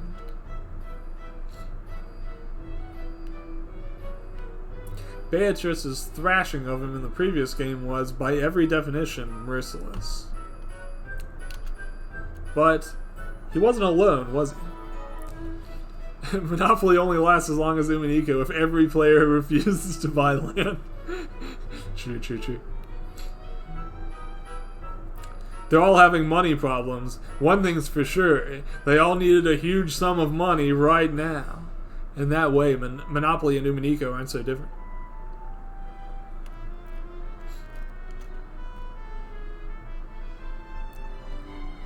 Someone was there to push him to keep fighting on. So was it so hard to remember? Even though she was right in front of him, he couldn't remember. Then again, he couldn't deny it either. Yeah, it all makes sense now. The mystery of the hidden gold. It was all Monopoly money. He'll be joining you soon. I hope the two of you get along. How can I trust you? For all I know, you're just bringing one new piece to force me to surrender. Monopoly.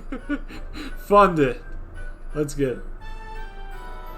Yeah, Monopoly money can sometimes be as hard to find as the secret Kenzo gold, I suppose. How rude. After all I've done for you, you won't even trust me. In that case, why don't I use Beato's own reasoning to ease your worries? This person has reasons of his own to defeat the witch. Gasp. Both Beato and Battler were taken by surprise by Bruncastle's Red Truth. Red Truth was a rule introduced in the previous game. Everything spoken in red is the truth. You cannot lie using the red words. So if that was the case, then this person was...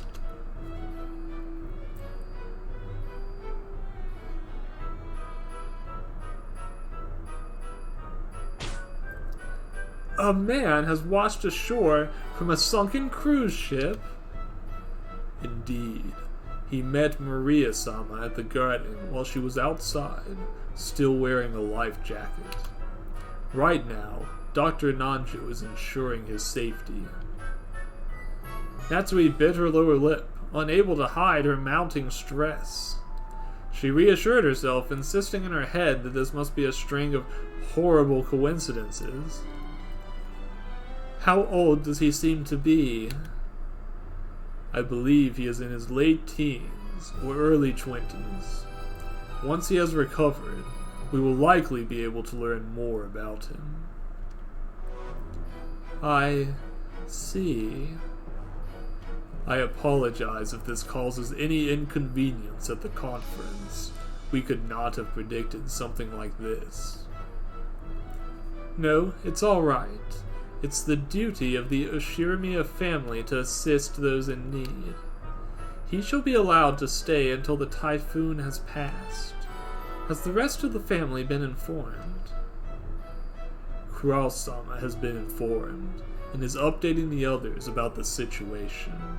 Yeah, Genji is doing a lot of apologizing today. I guess that's sort of par for the course when this family conference never goes quite as Natsuhi would have it.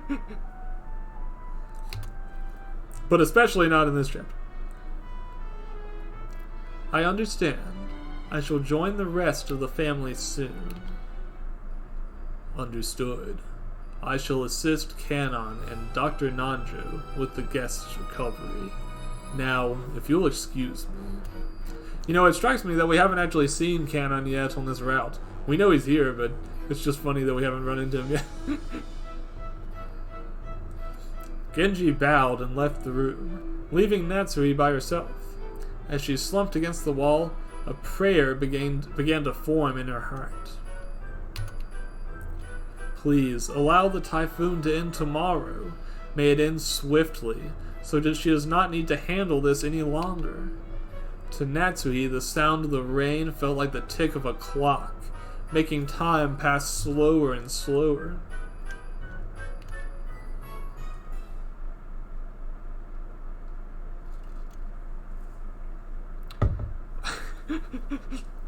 I shall join the rest of the family soon. In hell. That would be a little meta of her, but maybe a little bit realistic as well. So you're going for the early Natsuhi culprit theory.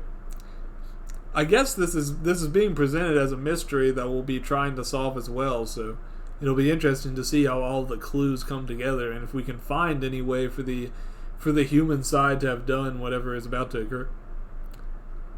By which I mean murder. Maybe. We'll see. The adults had gathered in the parlor following the news of the sudden guest, alongside Maria, who was having her hair dried with a towel.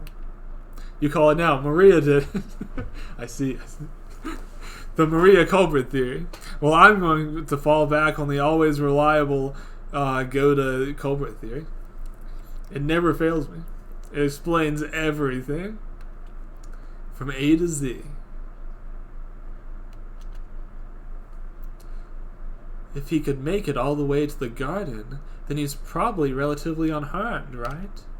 What an unfortunate man, though. Dr. Nanjo has already seen to him, and there seem to be no serious wounds. He was escorted by Kenan to a bath, and Genji is fetching him a change of clothes. If I'm right, then I will eat my bulb. Because it would be an amazing twist, I'll say that much. Well, isn't that lovely? That means he may be with us soon. You said he's roughly Battler-kun's age, right, Maria-chan? Ooh, he was a bit shorter than Battler, though. Ooh, he made Beato disappear. Maria's expression turned grim as she lamented Beato's disappearance, but the adults paid it little mind. Isn't that swell? That means he'll have people about his age to keep him company. I'm sure the kids will be excited to meet him. I bet he's exhausted after surviving an incident like that, though. It's a miracle he washed up on the side of the island. It's probably thanks to that life jacket of his that he made it here. Still, though, swimming all that way must require a lot of stubbornness. The storm doesn't seem like it'll be ending anytime soon, so he'll probably be here until at least tomorrow. Unfortunately, the phones seem to be down, so I couldn't notify the police of a survivor. However, today is still the family conference, so I would ask that you all welcome our uninvited guest.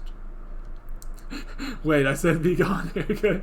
No, Erica's back, but just a little bit different this time. I am interested to see if this character acts exactly like Erica or if they're a different sort of character.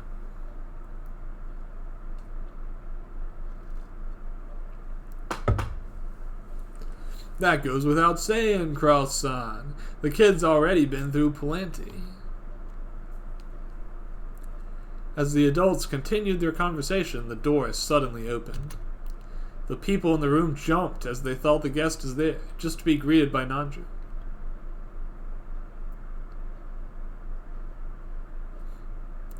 Dr. Nanjo, how's the guest? There is no need for concern. The boy is okay. He made it to the island unwounded, and unless he develops a fever overnight, he will be fine.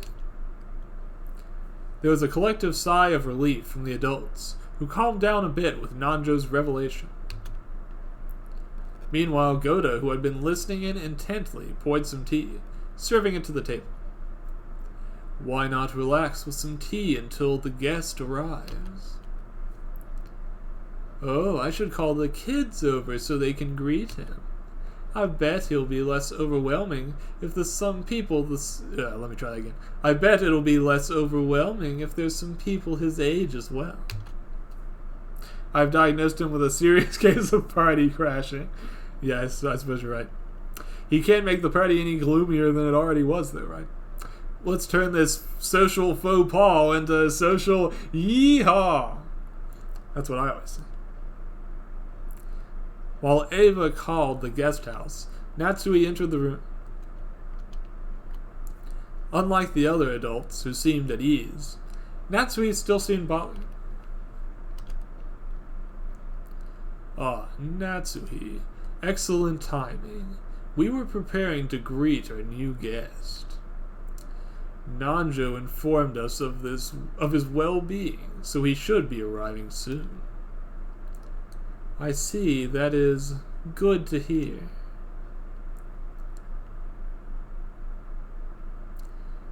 Natsui thinking, man, things would be a lot easier if that guy just died. Huh? For a short time, the casual conversation, mostly the adults, asking Nanjo about the guest, continued for a short while, until the door opened once again. Kenan and Genji stood on both sides of the door, allowing a young man to step in. The young man, who was wearing what appeared to be old clothes belonging to either Kraus or Rudolph, didn't seem overwhelmed by the eyes of the adults. At the same time, he seemed unaware that his clothes bore a crest that few were allowed to wear under normal circumstances. When he entered the room, the air became tense. At first, his expression seemed serious, but before long, he gave a soft smile and bowed politely. Pleased to meet you all. My name is Fruto Virgilius. He was softly spoken, and it seemed as though he effortlessly eased the tension in the room. We've got an original track. Fancy. It felt like his voice alone could soothe any tense situation.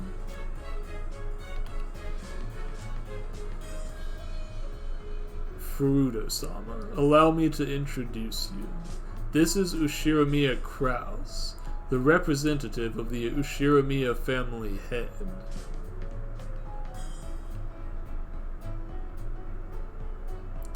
Virgilius-san, welcome to Rokkenjima. Though your arrival here may have been an accident, you are nevertheless our guest. Please make yourself at home and relax. I imagine you must have been through a lot.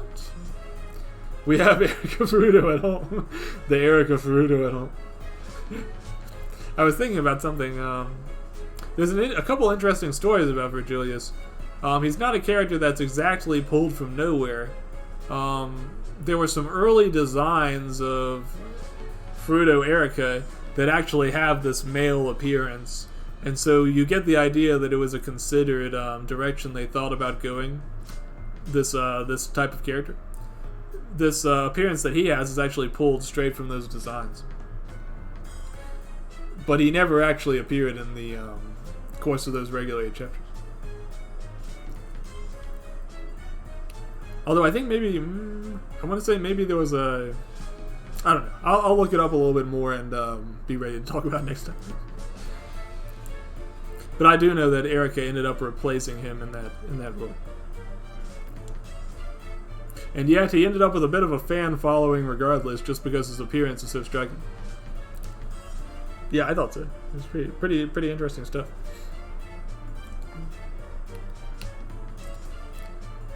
Thank you very much, Ushiramiya-san.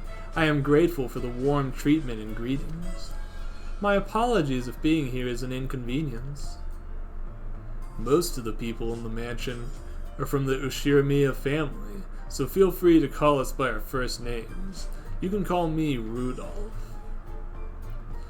Hopefully having to remember so many names isn't overwhelming. We have children your age, so I believe you'll have a pleasant stay. My name is Ushiramiya Ava, and I'm the second child of the Ushiramiya head. My, it seems like you've received some of Kraus Nissan's old clothes.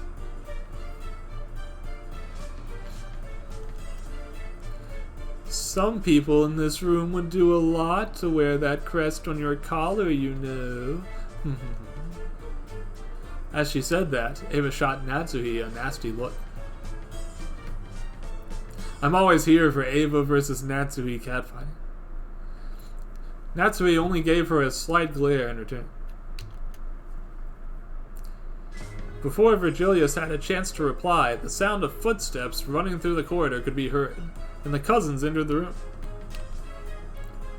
As soon as they spotted the unfamiliar figure, their eyes widened. Well, I guess Rosa's just not going to get a turn with Virgilius, is she? What? Who's that? This man is Furuto Virgilius. Due to an unfortunate incident, he found his way here and will be staying with us until the typhoon passes. Huh? Incident? What kind of incident? Ooh, he fell! Fell? Virgilius approached the cousins and bowed his head, giving them the same charming smile he gave the adults. Pleased to meet you. My name can be a bit of a hassle, so feel free to call me Ryu. I'm called that often, so it may be more comfortable for everyone here. Due to an unfortunate incident, we had to recast the role of Erika. Yeah, you would think she'd be a little bit more resilient after falling off that boat so many times, but I guess everyone only gets so many chances, huh? Rip, Erika. Don't worry about it. Out of all the families in Japan, we're probably the only ones with names as weird as yours. Hee hee hee. I'm Battler, and these are George and Jessica. Looks like our parents aren't all have the hobby of naming their kids weird shit. Yeah, that's what you get for doing your own stunts. And she tried to do that helicopter thing? Not safe. Wouldn't recommend. Battler, don't talk to the guests like that. I'm sorry for that. He can be like that at times. Hello, my name is, Ishiramiya Jessica. Welcome to our mansion. Haha. The confused cousins introduced themselves to the guest, who managed to effortlessly blend into the room. Despite being an uninvited guest, his presence eased the tension in the room, and he didn't seem overwhelmed by the attention he was drawing. He remained calm as he spoke to the members of the family with a smile.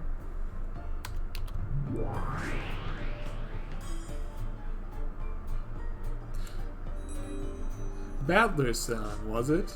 It's a pleasure. I hope we get along. The man who had appeared on the board was now also standing in the witch's room as well. Just like on the board, he had a dignified presence and remained calm as he reached out to shake Battler's hand, despite the unfamiliar situation. Ryu, right? Can't believe someone managed to drift to Rakanjima. How come you got drawn into this game too?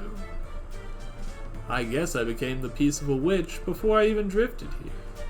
My master, Lady Burncastle, granted me a miracle, but in exchange for that, I have to help you defeat the witch.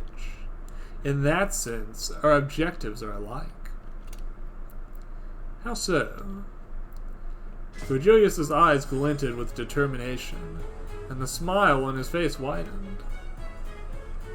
We both want to get out of here. It's painfully obvious, right? We're both in the exact same situation. We're trapped on the island of the witch, and we wish for nothing more than a safe return home. But if it was that easy, I wouldn't be here.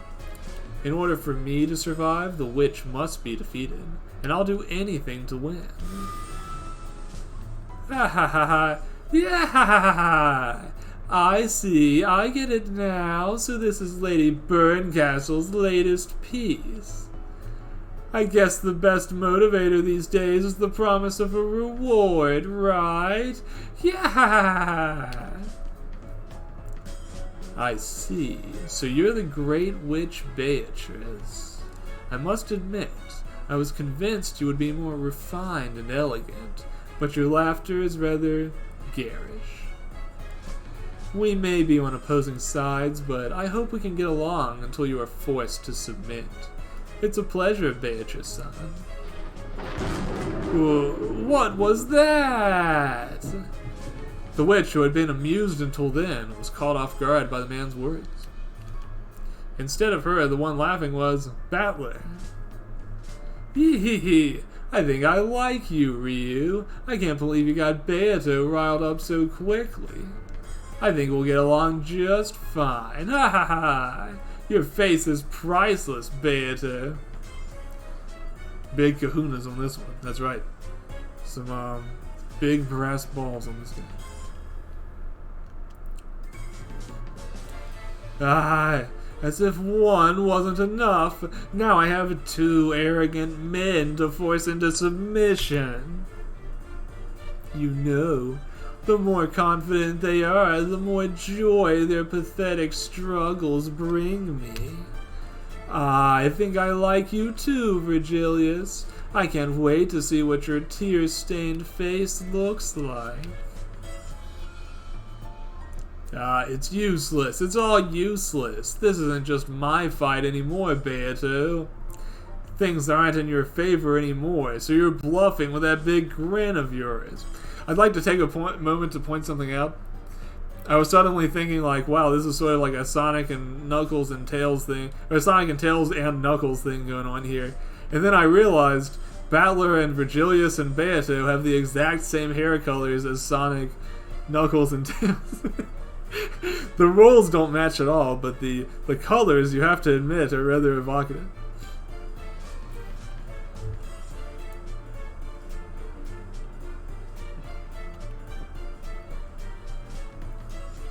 Yeah, ha ha ha. As usual, you're quick to reach a conclusion. I'll make sure that your little friend will have the best introduction possible. Wasn't the man who guided Dante to Beatrice also named Virgilius? In that case, I wonder if he'll lead you to me as well. I wonder, what will this man bring? Triumph or demise? I can't wait to see how you play this game. I must warn you, I have no intentions of going easy on you just because you're a beginner. She even said Dante. Umineko featuring Dante from the Devil May Cry series. And yeah, red, yellow, and blue, it's just sort of like, when you do that, you know you've created a complete contrast between the three characters, because you can't get any further on the color spectrum than that. Excellent. I'm excited as well. I have no intentions of playing like a rookie either. Let's see if you can beat the both of us, Beatrice. Battler posed dramatically, and Virgilius couldn't help but chuckle, causing Battler to blush in embarrassment. I gotta say, there's something pretty funny about seeing Beatrice flanked on either side by, like, handsome guys. I feel like we've never seen that situation anywhere in Umineko.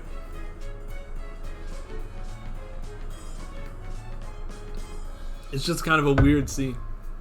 Kind of an interesting scene. What is this? What's so funny? I didn't expect something so dramatic.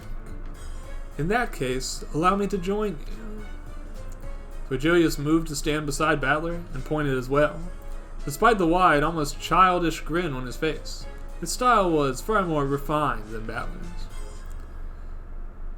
Yeah, this is only the beginning, you two. Allow us to begin spinning the roulette.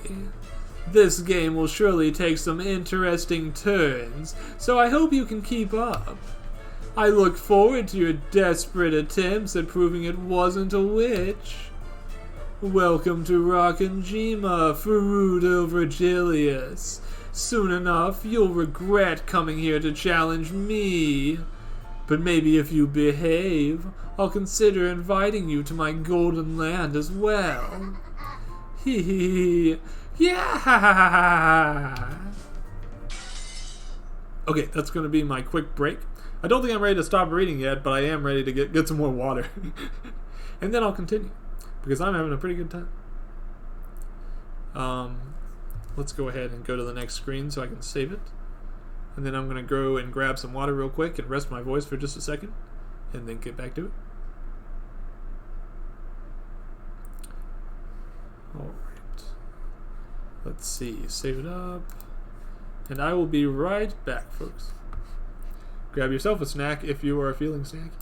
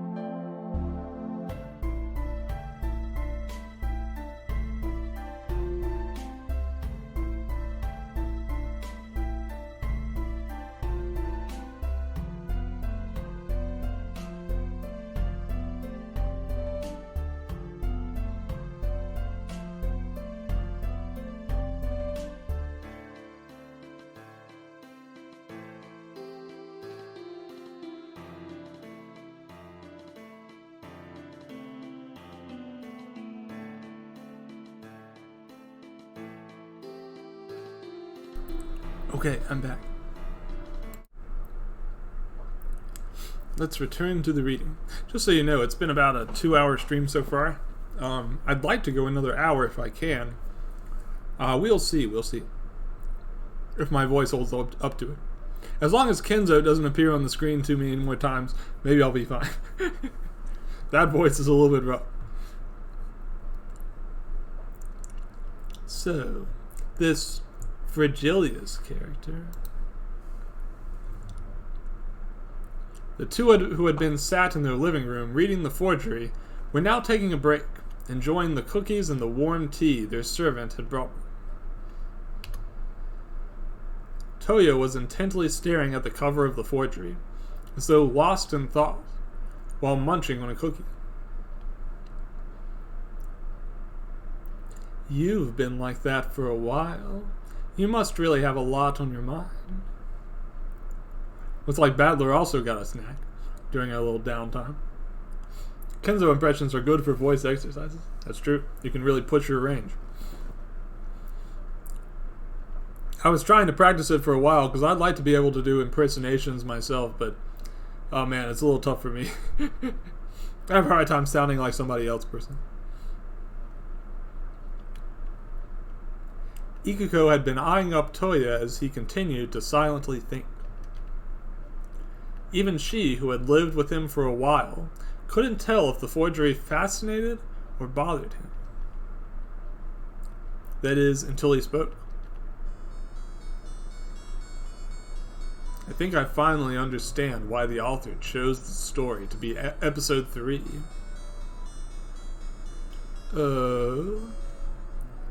Ikuko's smile was curious, yet understanding. After all, this scenario, Virgilius's existence, it could not fit in at any other place. Ikuko had reached the same conclusion that Toya had. For the example, let's say that the first tale, Legend of the Golden Witch, is the beginning of everything. As the first tale discovered, it was the one that sparked not just public interest, but the concept of publicly released forgeries. However, Legend was unique.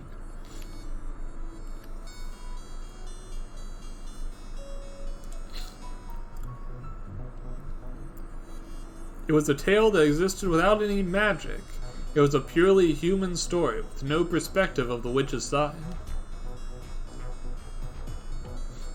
Ironically, then, Turin was a turning point.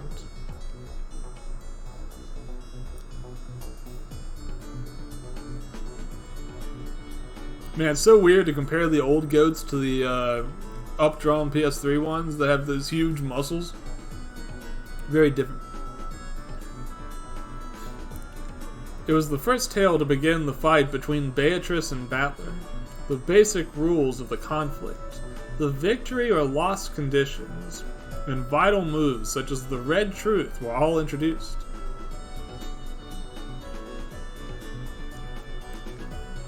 There we go, Battler's giant hand behind the other person. We love to see it. Turin was Battler's first bout against the witch. It would be odd for Battler to gain an assistant prior to that. The ever-cocky Battler would have no reason to doubt his own abilities.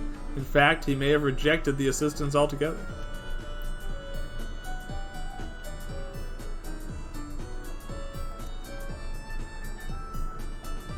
Without a significant loss, there would be no justification to bring in extra help for Battler.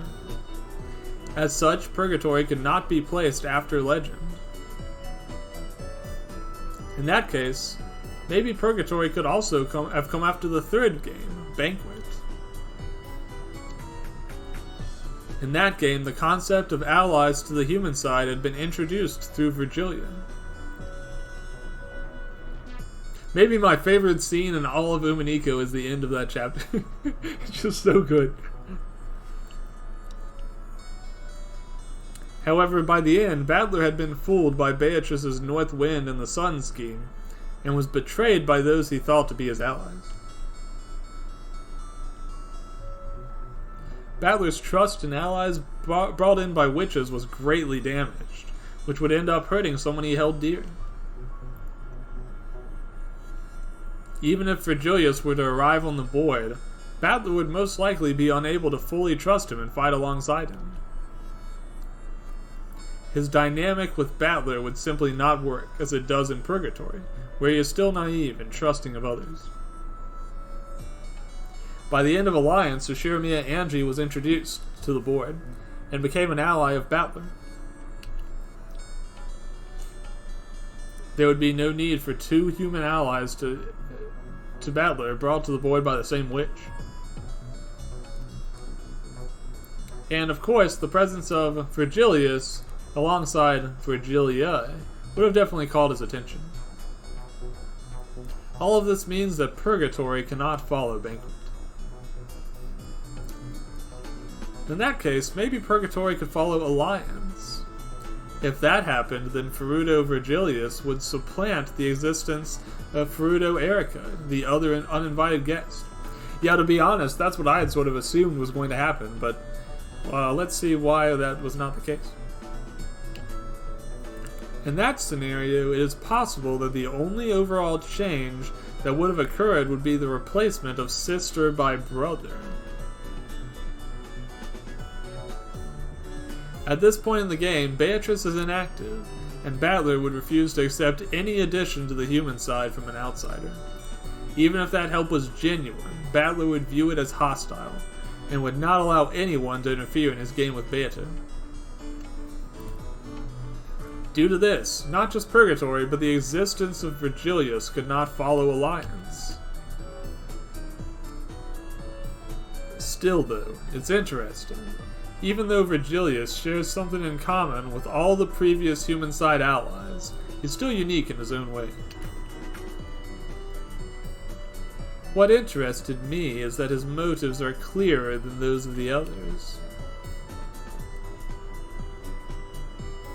But then Virgilius would have had to marry Battler, and y'all ain't ready for that concept.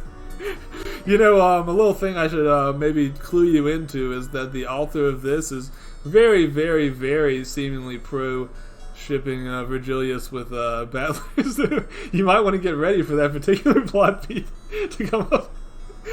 I probably should have mentioned that before this point, but yes, this whole story is written by kind of a Virgilius superfan.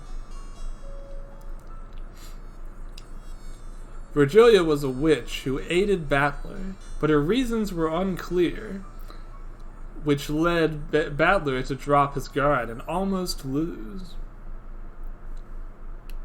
Okay, so you guys are already braced for it. I got you. I'm a man of the world. I'm okay with it. Angie kept her objectives a secret, and when she realized that Berncastle had manipulated her, her objectives began to clash. Her wish to help Battler win was unable to coexist with her desire to stay by his side.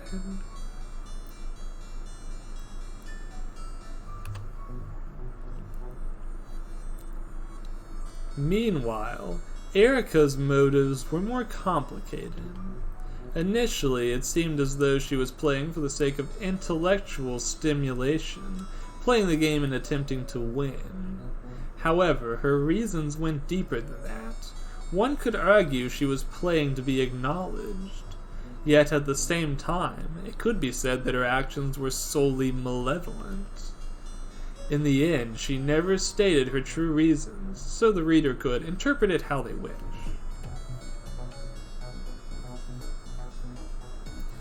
Ikuko took a sip from her cup as she stroked the sleeping vermin, before she smirked. Virgilius arrives on the board and transparently states his motivations and objectives. For a player like Battler, that's very reassuring. So yeah, this is actually kind of like a fusion of Chapter 3 and also Erica's first introduction as well.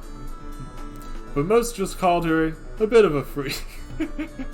It's like that meme where you see like the little character drawn and it's like, oh, he's a cute guy. And then it's got like another arrow pointed to him and it's like, oh, but he's a little left up. And there's all those like squiggly marks around him. That's basically Erica for you.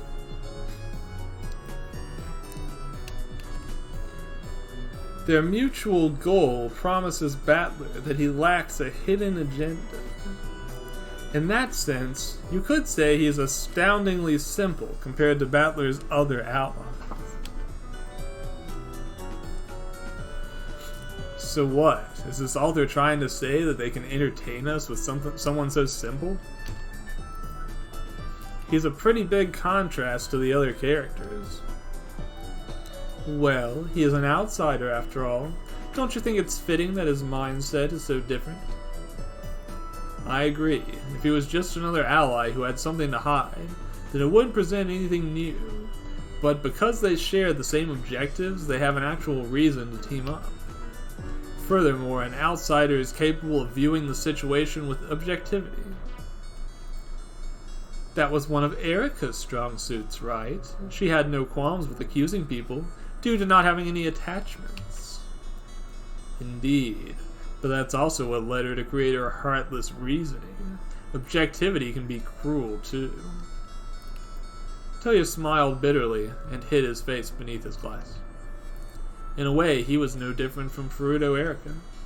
He detached himself from his own family to write the stories that he did. A normal person wouldn't dream of writing stories where their families are brutally and repeatedly tortured, but Toya could. Now, Erica had a strong dress. That's true, that's true. It's the peak of gothic fashion. It's a very lovely dress.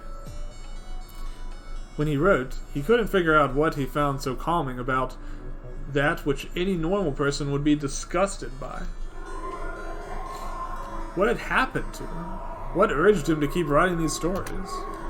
When did he become so twisted that writing the deaths of his own family soothed his soul?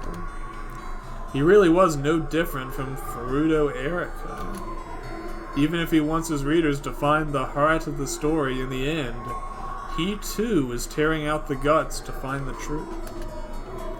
It didn't matter what kind of truth it was. Any truth he could get his hands on would be good enough until he found the single truth that lay within him.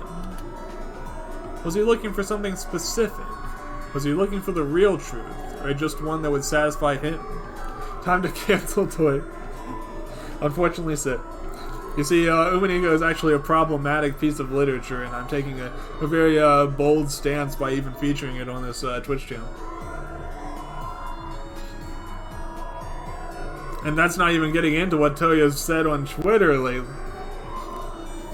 And was he searching for Ushiramiya Battler's sake, or for Hachijo Toya?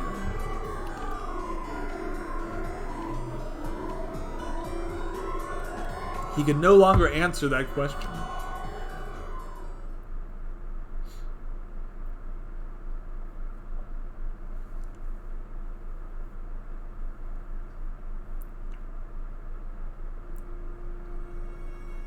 Virgilius lacked a rank in the family, so he was seated at the furthest corner of the table. However, seeing as he had been the center of conversation since he arrived, it didn't feel like he was being treated inferior in the least. The grand meal had been organized by Goda, and Shannon was assisting in serving it. Man, does Canon just not get to appear in this chapter? What's going on? Please, tell me if something is not to your tastes, Virgilius-sama. I wouldn't dream of it. Everything here is so delicious. I can't quite believe I'm dining at the same table as you all. Virgilius's elegant table manner blended in perfectly with the family. Well, I think what I'm really waiting to see is Virgilius going to be like crazy about chopsticks, and is he going to be like just bonkers, or is he going to be kind of a normal guy? I guess we'll find out. Thanks to being bombarded with questions, he didn't get a chance to eat. That is, until Hideyoshi interrupted, telling the others to give the kid a chance to eat, and giving him a moment to enjoy his food. You're pretty lucky, Battler. Ryu-san has taken all that attention you would have been showered with. Hee. I can't really complain. Not like I've got any interesting stories to tell. It'd be all, "Oh, Battler, you're so tall. Oh, Battler, how are your studies?" Or the embarrassing, "Have you found a girlfriend yet?" Hideyoshi is a pretty good guy. It's funny because in Umineko fandom, he does seem to be one of the more popular uncles, because even though he's maybe not as like physically handsome as the other ones, he's kind of like the only one that doesn't have some glaring personality flaw like the others, which I think makes him more appealing than Kraus, who is both conniving and a little stupid at times, and Rudolph, who is super conniving and also a womanizer, which people don't appreciate. Compared to them, Hideyoshi is kind of a bit more of a straightforward, admirable figure. Of course, he's got his own flaws here and there, but, you know. His flaw is that he could love his wife more. That's true. Ultimate wife guy, Hideyoshi. It's not a bad thing to be.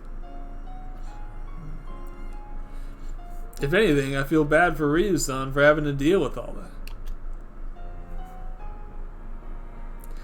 Virgilius-kun, you said you were nearly 19 years old, right? Does that mean you're done with any high school?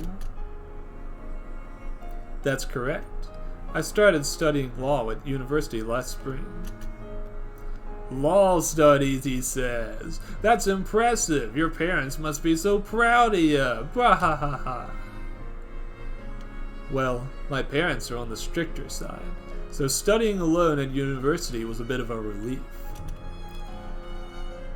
Well, I still visit home often, if only for my little sister. Ah, so you're like me then. I've got a little sister back home too. She's 6 years old and cute as a button. Sickly though, so she didn't make it to the conference today. Well, my sister's not that young. There's a rather small gap between us, in fact. I wouldn't say she's cute as a button, either. She also had a stunt accident. Right. Virgilius gave a cheeky smile, fitting for an older brother who speaks badly about a sibling close to him in age, causing the adults at the table to roar in laughter. After all, those adults knew well the feeling of having to deal with annoying siblings. I can definitely relate to you there, Virgilius-kun. There's plenty of uncute little sisters out there. Isn't that, bro? Whatever do you mean, Kraus-Nissan? As a cute little sister myself, I can't imagine why you'd be saying that. Now, there's no need to fight in front of the guest. You're digging yourself a shallow grave there, Aniki. Can't say I'm not eager to watch them. All of you are so cruel to your eldest brother. At least I still have Rosa's support, right? Kraus going for it. The slugfest. Maybe if you were more like Virgilius-kun, we'd give you a bit more respect. Even a topic as potentially heated as the rivalry between siblings came up in a light-hearted manner, chuckling about it and talking playfully. Rudolph, yeah, everyone knows I'm the cutest little sister. That's the twist all along. We were all off on Rudolph's gender. It changes the mystery in quite a few ways.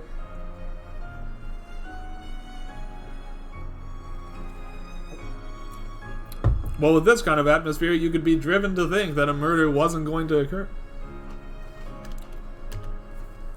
In that moment, it felt like they were just normal siblings, laughing over normal problems, allowing the grudges and anger to melt away for just an instant. Man, it sure sucks being an only child. If I had a big sibling, I probably wouldn't be as bored out of my mind in this dump. Rudolph Triss.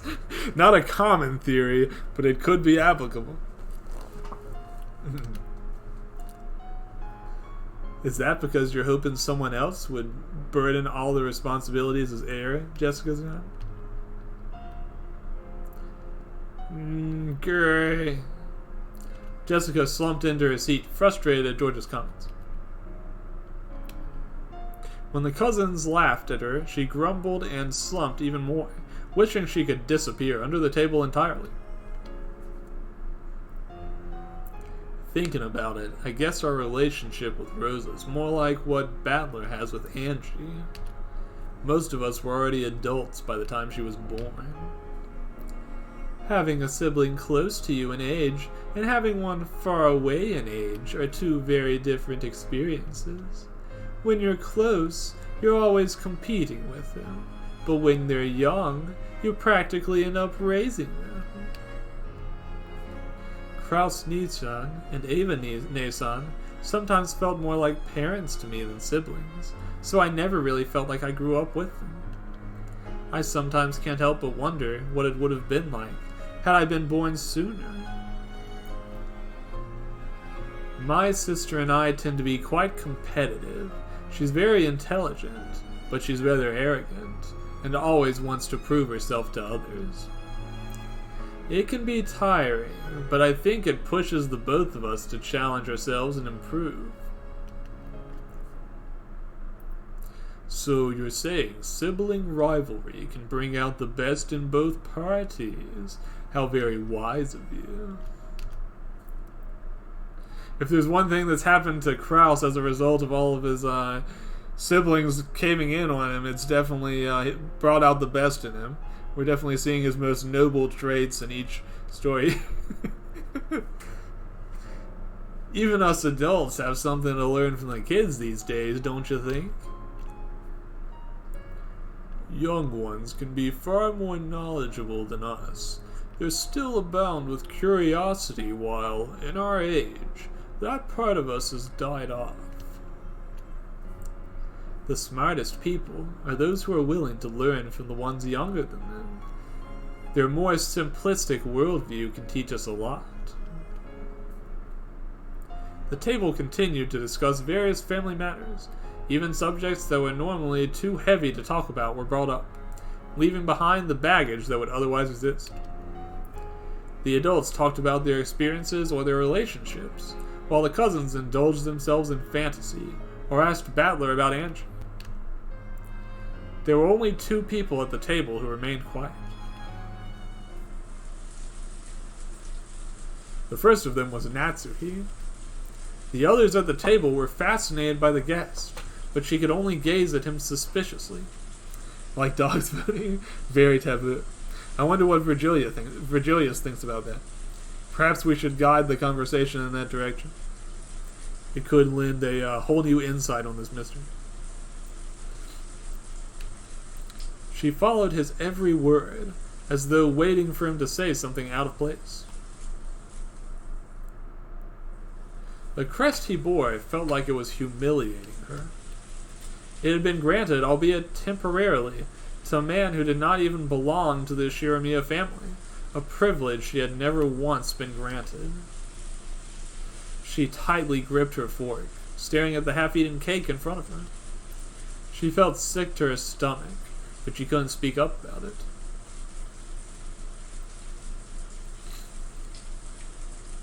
Ooh. The other silent person was Maria, who had been clutching her bag the entire time. Is something wrong, Maria? Are we done with dinner yet?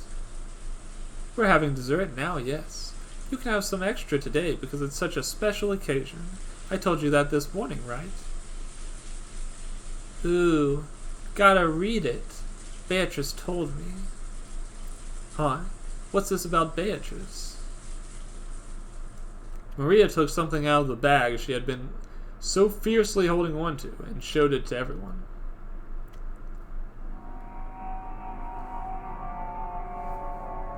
It was an envelope sealed with the family crest.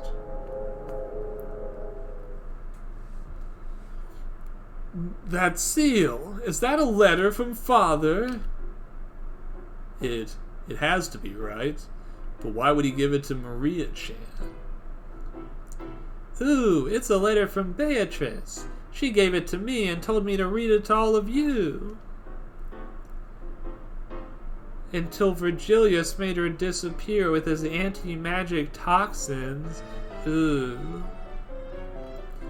Maria stared across the table to Virgilius, who didn't seem to fully comprehend the animosity Maria was showing him. Ooh, big faux pas to enter a gathering like this with your anti-magic toxins all over the place. It's going to take a while for him to recover from that one. Maria, you apologize to Virgilius-kun right now. Why are you spouting nonsense? That's absurd. Natsui, who had been uncharacteristically silent for most of the dinner, suddenly shouted, slamming her hands against the table.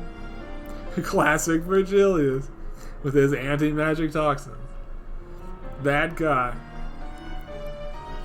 Her brow was soaked with sweat as her mind raced with anxiety. After all, a second letter had appeared, and almost as soon as a mysterious man had arrived at the mansion. That was already an absurd scenario, but after the letter from this morning, nothing good could possibly come from it. Natsui could not allow that letter to be read aloud in front of everyone. She glared at Virgilius, who responded with a puzzled expression. If it is a letter from Father, then I believe it is best for my husband and I to review it first. Ooh, it's not from Grandfather, it's from Beatrice. She brought me an umbrella and a letter, and she fixed my rose, and then she told me to read this letter. Ooh. Will you quit babbling about that? Wasn't it Battler-kun who gave you a jacket and an umbrella? Don't you think you're being ungrateful by behaving like this?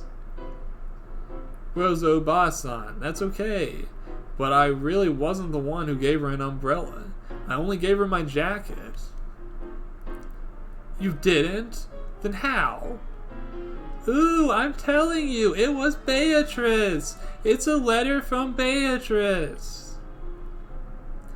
Everyone at the table started whispering amongst themselves, while Ava's face contorted into a sly grin. My, a letter from the Golden Witch herself? How exciting. Maybe we can read it as a family. If you were listening, you'll recall that I was just suggesting that the safest course of action would be for my husband and I to investigate. Shut it, you! If Maria-chan was instructed to read a letter sealed by the crest of the family, then what gives you the right to decide who gets to read it? Cross review. I like the part where she talked about money. Natsui review. This letter is too long and full of obscenities. 7 out of 10. Quite possible. It will be very interesting to see what the contents of that letter is. And then we can all rate it ourselves. Though, of course, if we were to ask Father about it, then that would be different, wouldn't it? Natsui, please sit down. While the identity of the sender is unknown, there can be no doubts that it is the seal of the head's ring. Do you know anything about it, Aniki? Would Father have a reason to send a letter like this? I can't get a read on anything Father does these days. He scarcely leaves the study, and it's basically impossible to hold a conversation with him. I doubt he'd give us the time of day in person. Maria-chan, go ahead and read the letter to us. I think it'll clear things up. The heartwarming family dinner was no longer being held at the table. Everyone was glaring at Maria, who seemed upset as she opened the envelope and removed the letter inside. Natsui squinted, making a futile attempt to make out what was written on the letter, or at least recognize the handwriting. However, Maria kept the papers close to her, as though protecting them. When she opened her mouth, she adopted a low tone of voice. Welcome to Rakanjima, members of the Ushiramiya family. I, Beatrice, serve Kinzo-sama as his advisor and house alchemist. The contract I served him under spanned many years, but today, Kinzo-sama announced the end of that contract.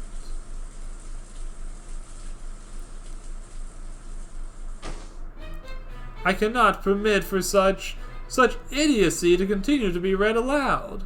This must be a foolish prank by the servants, or something like that.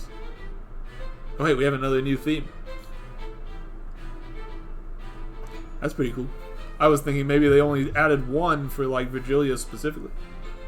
Mario review. Boy, it sure was nice of Beatrice to invite us over for dinner. Hey, Luigi. I hope she made lots of spaghetti.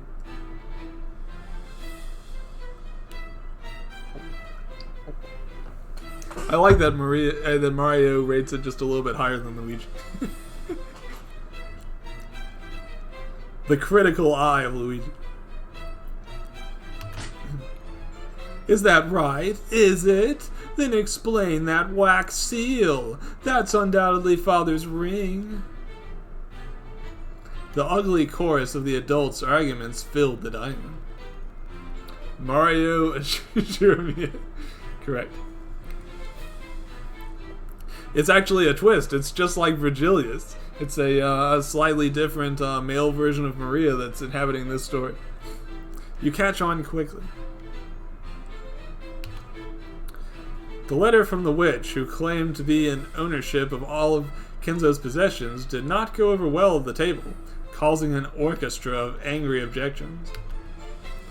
As soon as money was involved, all parties had entirely forgotten about the pressing mystery of the letter's sender, or even the umbrella. Yeesh. Sorry you gotta see this mess, Ryu-san. Well, I'll probably just go back to the guest room and let them argue themselves silly for a while. Virgilius inspected the arguing adults solemnly. You couldn't tell whether he was disgusted, fascinated, or simply unfazed, as his face told no tales. We need to question Father about this right away. We can't know any other way, right? There's no way he really put the headship down to a test. No, even questioning something this foolish is disgraceful. It cannot be anything other than a prank by the servants. Maybe one of them stole his ring to seal the letter, or... Mario Shujumi. Wahoo! That would be even more frustrating, wouldn't it? Having to read all those wahoos. Maria Ishimiya, played by Chris Pratt. Let that one sink in for a while. Not a chance in hell. All of us know Father would protect that ring to his dying breath. Maria, I'll ask you again. Who was the person who gave you that letter? You're dead. Chris Pratt, Maria killed you. You've become the first murder of the game. The first one to be chosen by the Demon's Roulette. Monkey's paw curls for people who want the English Uminiko dub. Yes, unfortunately.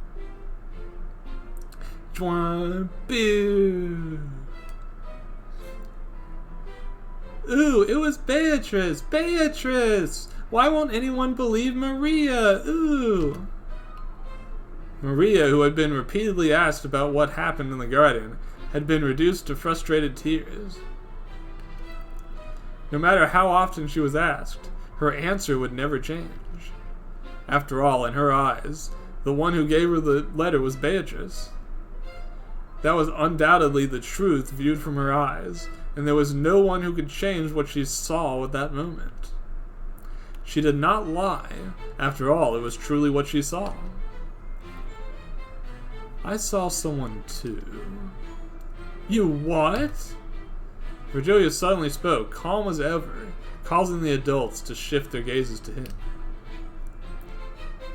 Could you explain what you meant by that, Virgilius? Yeah, seeing Beatrice is actually pretty darn weird. Most people don't do that unless Beatrice wants them to. When I arrived at the garden, I saw someone next to Maria. They were wearing a large dress and were carrying an umbrella. Maria and this person were conversing, but as soon as they noticed my approach, they ran off. No way. Ooh, Maria told you all. Maria told and none of you believed me. Even Virgilius saw her, even though he was the one who made Beatrice go away. Ooh. Will you cut it out with this nonsense about witches? Virgilius Kuhn, who was that person? Could you make out their face? Did you see where they ran to? My apologies. It was quite dark, and I was stood at a distance. They seemed to be heading towards the mansion, but I couldn't tell anything else. No way. So there actually was someone? I wasn't expecting that. Did she, look like an actual witch? All I could make out was the person's silhouette. It was indeed a very grand dress, but other than that... Are you sure you're not just mistaking the shape from a shadow or something like that? Virgilius' testimony completely changed the situation. Before now, the only one who claimed to have seen the witch was Maria. To Maria, that was an unchangeable truth. However, other humans were capable of casting judgment onto that truth, and questioning the truth seen through Maria's eyes. Only if she can jump in a parabola, Jessica. I think I need to remember what that's about. 1 second. Actually, I'm not sure if this one has a history for it.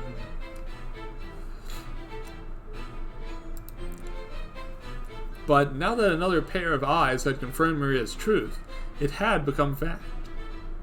When a child claims to see something fantastical, it's passed off as the product of a wild, youthful imagination. But for an adult gentleman like Virgilius to testify that he definitely saw someone completely removed all semblance of doubt. Someone was definitely there, and that person gave Maria a letter and an umbrella. Ooh, Virgilius saw Beatrice, but he also made her go away. Ooh. If this Beatrice really cared for you, I doubt she would have left you in the rain as an unidentified stranger approached. I'd question the intentions of someone like that. She would have taken me, she would have, but she's still too weak, and you made her disappear. Ooh. Maria gave Virgilius an intense stare, which he reciprocated with an apathetic one, having run out of patience. We really should retreat to the guest house, don't you agree? After such a long day, I'm sure we're all tired, and the rest would be more productive than arguing like this. George Kuhn is correct. We will attempt to question Father about this, and if anything comes out of it, you will be informed. I've no doubt that the guest is tired and wishes to rest. There's no reason for us to keep you here. Right, none of you need to deal with this. Virgilius especially has contributed a lot despite what he's been through today. We should continue this another time. The remaining adults muttered amongst themselves in agreement, slowly breaking the tension. The ugly side of the Ushirimiya family had been exposed to a guest. They should have been ashamed on that front alone. The presence of Virgilius allowed them to reflect on their behavior, and realize how ashamed they were of it. If there was but one truth they agreed on, it was that the way they had shown themselves to the guest was undignified.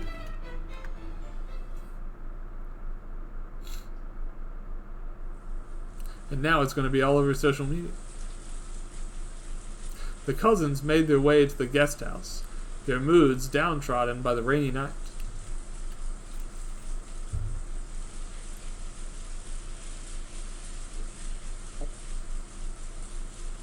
George was carrying a calmed Maria on his back, and Shannon was carrying an umbrella for them. Battler, Jessica, and Virgilius had their own umbrellas, and were walking by their side. Man, Aniki, we really owe you this time. Getting us out of there while they're all so worked up wasn't going to be an easy task. I was just beginning to feel like everything was getting far too tense. I feel especially bad for Virgilius Kuhn, too. George has always been good at this kind of stuff. He's like an expert at soothing tense situations and all that. Didn't he save you plenty of times too, Shannon? George-sama is a naturally kind person. I don't think I've ever gotten any special treatment from him. I'm sure it's just in his nature to help others. Hey, what are you being so shy for? It's just us, you know. Come now, Jessica-chan. This is unnecessary. That sure did get messy quickly, huh? Once it all started, it felt like it was never gonna end. Can't say I expected anything like this, especially when Ryu-san actually said he saw someone. Virgilius still felt troubled and had been lost in thought the entire time.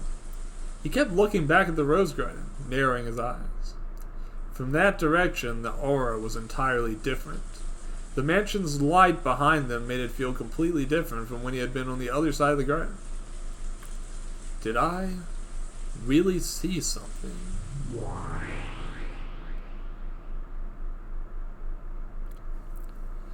Back to the metaverse.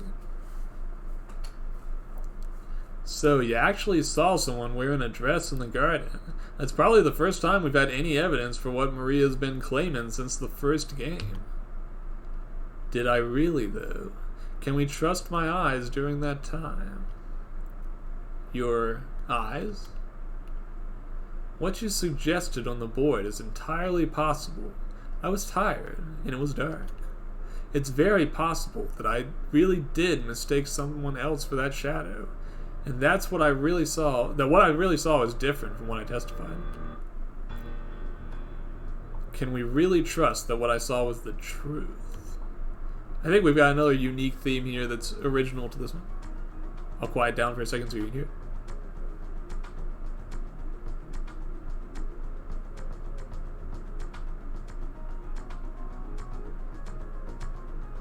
Kind of a pondering music. A little mysterious. When you question an eyewitness, you need to take into account that people are capable of lying, and that circumstance can create a situation where someone saw a subjective truth. A false testimony may not always be an intentional lie, but it may lead you astray, so you need to understand the circumstances that led them to see what they believe to be true. If a drunk person told you they saw a witch cloaked in light in the street, would you believe them? Heh, obviously not. I'd probably just think they mistook street lights for magic or something. Was there some text reformat? Yeah, sometimes when I press enter, it seems like the text jumps a little bit, like it's fitting back to a different frame, kind of. Let's see. Interestingly, this is kind of a lesson Virgilia gave in 3. True. This was definitely the chapter in which Battler has to start looking at people's statements more critically. After 2, in which he really didn't know what he was doing at all.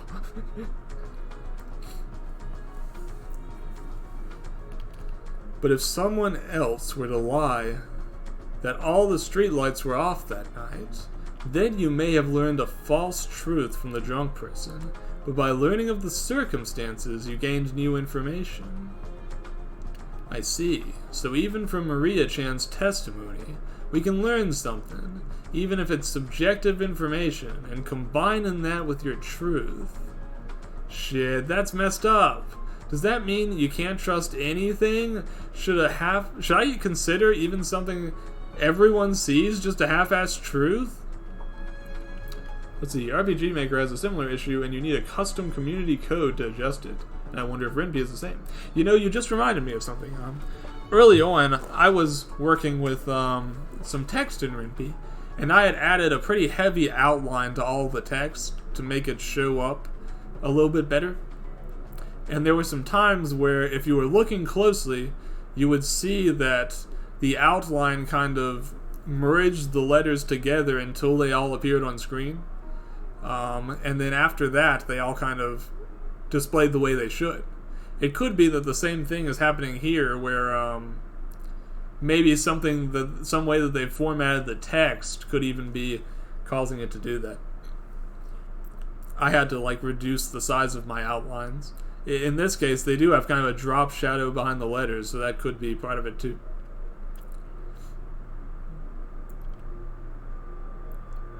Well, you can trust your own eyes, right? Virgilius' expression startled Battler somewhat. Usually, I put complete faith in my own eyes. I view myself as an insightful person, and I try to always be objective. The fact that I ended up doubting my own eyes troubles me greatly. That's precisely why I don't want to trick you. You have yet to see a witch with your own two eyes, right? If someone told you they saw a witch, you'd just say, then tell her to show herself in front of me. Yeah, you're right. I've gone and done that already, and I'm still not convinced. I'm not here to trick you. I'll give you every truth my eyes perceive. All you can do is trust in them. But then again, if I had just fallen off a bit, yeah, that might affect what you're seeing a little bit, I suppose, the grogginess.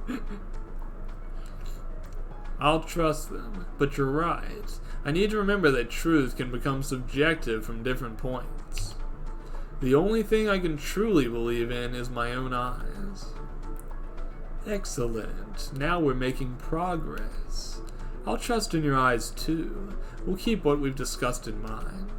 However, if we have both your eyes and mine, then we can combine those together to find a more solid truth. And no matter what kind of magic show Beato puts on the board, as long as I don't see it, then it could just be a subjective truth, or a lie. I see. So that's your new approach, is it? Everything you don't see doesn't happen. Something you can't see can't exist, right? There's just one difference here. Unlike in the outside world, here I have the power of the red truth. Everything I speak in red is the truth, even something your eyes can't see. Good for us. That just narrows things down. We'll call ourselves Team Four Eyes. Battler Nick. That's the vibe I'm getting. Battler was dumbfounded by Virgilius' reaction. In the past game, the red truth was a merciless wedge that pierced his reasoning, a ruthless weapon of the witch. Yeah, I enjoy the eyebrow cocked expression. It's pretty nice. I'm sure Virgilius is going to show us another cool expression or two before the thing's over. If he's got his sister's genes. But to Virgilius, that same weapon became a tool he could use to approach the truth. If the truth is that witches do not exist, then all red words are stepping stones to the absolute truth. Thanks, Ryu. I already feel more confident in taking on the witch now. I'm glad to have you on my side. Of course, we're partners after all. Listen up, Beato. I'm not gonna fear your red truth anymore, you hear me? I'll use those weapons of yours to corner you. You're the one who should be considering those words, not me. Oh, well, isn't that just lovely? Let's get moving then. The first twilight is approaching. Did you know that midnight is sometimes called the witching hour? That's when my powers are at their peak, and your lives are nothing but my playthings. I look forward to the flimsy truth you two stitch together. After all, when my resurrection is complete, I will show myself even to you, the fools who refuse to acknowledge me. I will make you doubt everything you see, everything you hear or touch. Once I drag you to the bottom of hell, there will be no one to guide you out of there, Battler. So be careful, okay? Once you fall down, you might not be able to get back up.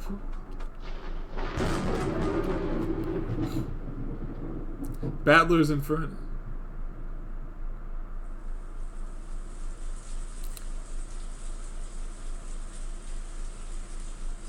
Yeah, there you go. Sock it to Virgilius. Hit him with those Dante's Inferno puns. Or references, rather.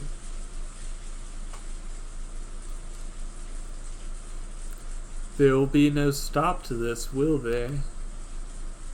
Natsui stood by the window in the corridor to her room, watching the dim lights given off by the guest house where that man was sleeping. Ferrudo Virgilius, the uninvited guest. The party is indeed getting pretty cray-cray, if I may say. It upset her greatly just how well he fit into the family. Everyone accepted him as though he was a lost sibling. But for her, every time he smiled, she was filled with fear. Had he truly arrived that evening? Or had he hid in the mansion and staged his own arrival? Natsui's head created many scenarios, worsening her headache that much more. There was no point thinking about it further.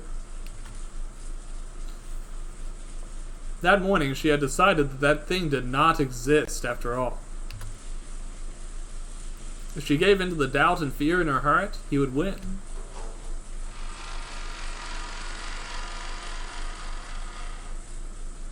Natsui opened the door to her room.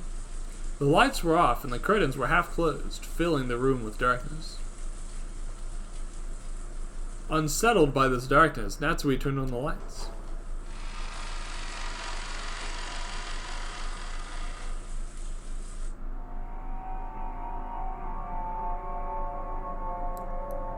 No. Perched atop her meticulously made bed were two items that had not, no, should not have been there. The first of these things was a doll. It was a small, elegant doll with golden hair and a fancy black dress. However, the doll had been grossly vandalized. The lower part of the dress was stained with red paint, as was the skin beneath the doll's eyes, making it look as though it was crying blood. The doll had been placed on the bed in such a way that it seemed to be inspecting anyone who entered the room, and Natsui felt the doll stare into her. The second of these items was an envelope. It was identical to the one Maria had produced at dinner, and the one that... What on earth is with these tasteless pranks? Natsui shivered as she approached her bed. She no longer could find safety in the comfort of her room. Yeah, that's pretty extra of our culprit here. Blood on the door and the doll aren't enough. We have to combine the two. For a bloody doll this time. That man had retreated to the guest house. He never had a chance to place anything in her room. After all, she had been in her room before he was introduced to the guests, and he had been under watch ever since. So, when was this letter placed here? Who placed it here? Is that person still hiding in her room? Even now?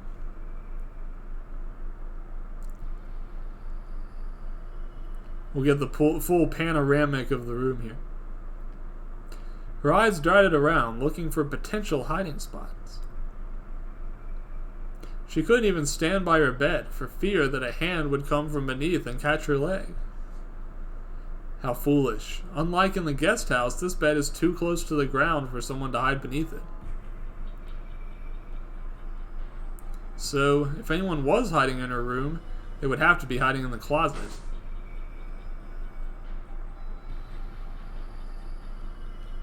Natsui jolted the doors of the closet open. Nothing out of place, just as she had left it. Who would vandalize a doll like this? She took an old dress from her closet and wrapped the doll in it. Like this, it'll finally stop looking at her. All that remained was to open the letter. She gulped as she finally opened it. It had no signature. In fact, the letter was just a single phrase. But even so, that single phrase was enough to cause Natsui to break into tears.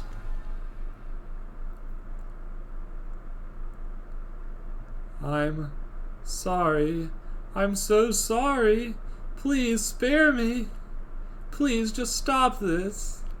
If you can hear me, I'm begging you, just... Natsui collapsed to her knees next to the bed, clutching onto the sheets. I'm sorry, please. I'll do anything, so just stop this. I can't take it anymore. Of course, the only thing that answered her was a clap of thunder. That was natural. There wasn't anyone else in that room.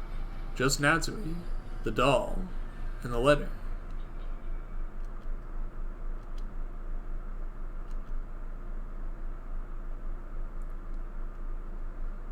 It says, "Good night, mother."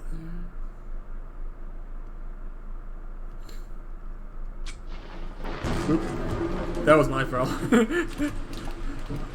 I think I just skipped a whole bunch of text. I will find out if there's an way to view the past text in this. Usually Renpy would have one. Give me 1 second.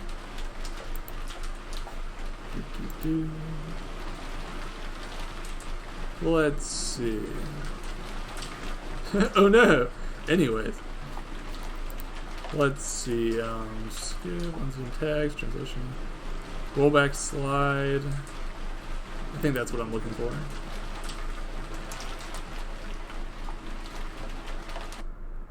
Okay, yeah, here we go. Let's read that part I skipped through by accident there.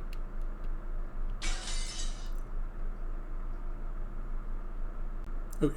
Actually, I think this will be a good breaking point. We're at about 3 hours, and it's still a work night. I can't stay up as long as I want. I'm really having a good time reading it, though. It's quite a treat to be given new Umineko, even if it's not Ryukishi 07. So, yeah, I've been having a great time. Umineko is my very favorite visual novel, and I'll revisit it as many times as I can. And I hope you enjoyed listening to everything too. If you liked what you've read, I will again encourage you to check it out here. Give me 1 second.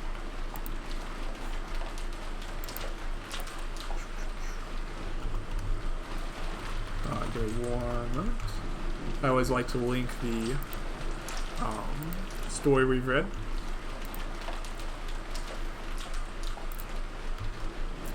Here you go. Yeah, if you've enjoyed what you've read so far, consider going there and leaving a review or anything like that. Yeah, that's right.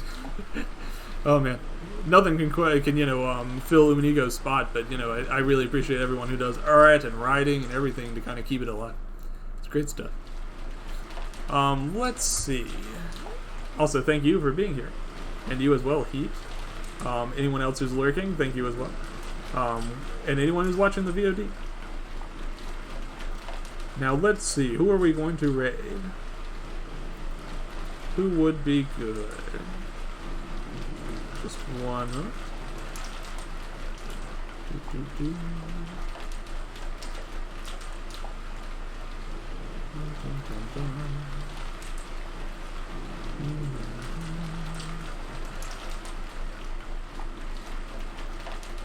Okay, I see a couple of good options. Someone who I've never seen on before. And for leaving us on that doll later. Yeah, it's a little bit of a cliffhanger, but that'll just keep you excited for next time, right? Of course, if you ever do miss a section, I always put the VODs up on my channel, so be sure to check them out there. Anyways, yeah, I've never had a chance to raid Cece before, so I think I'll raid her today. She's doing some arts on her channel.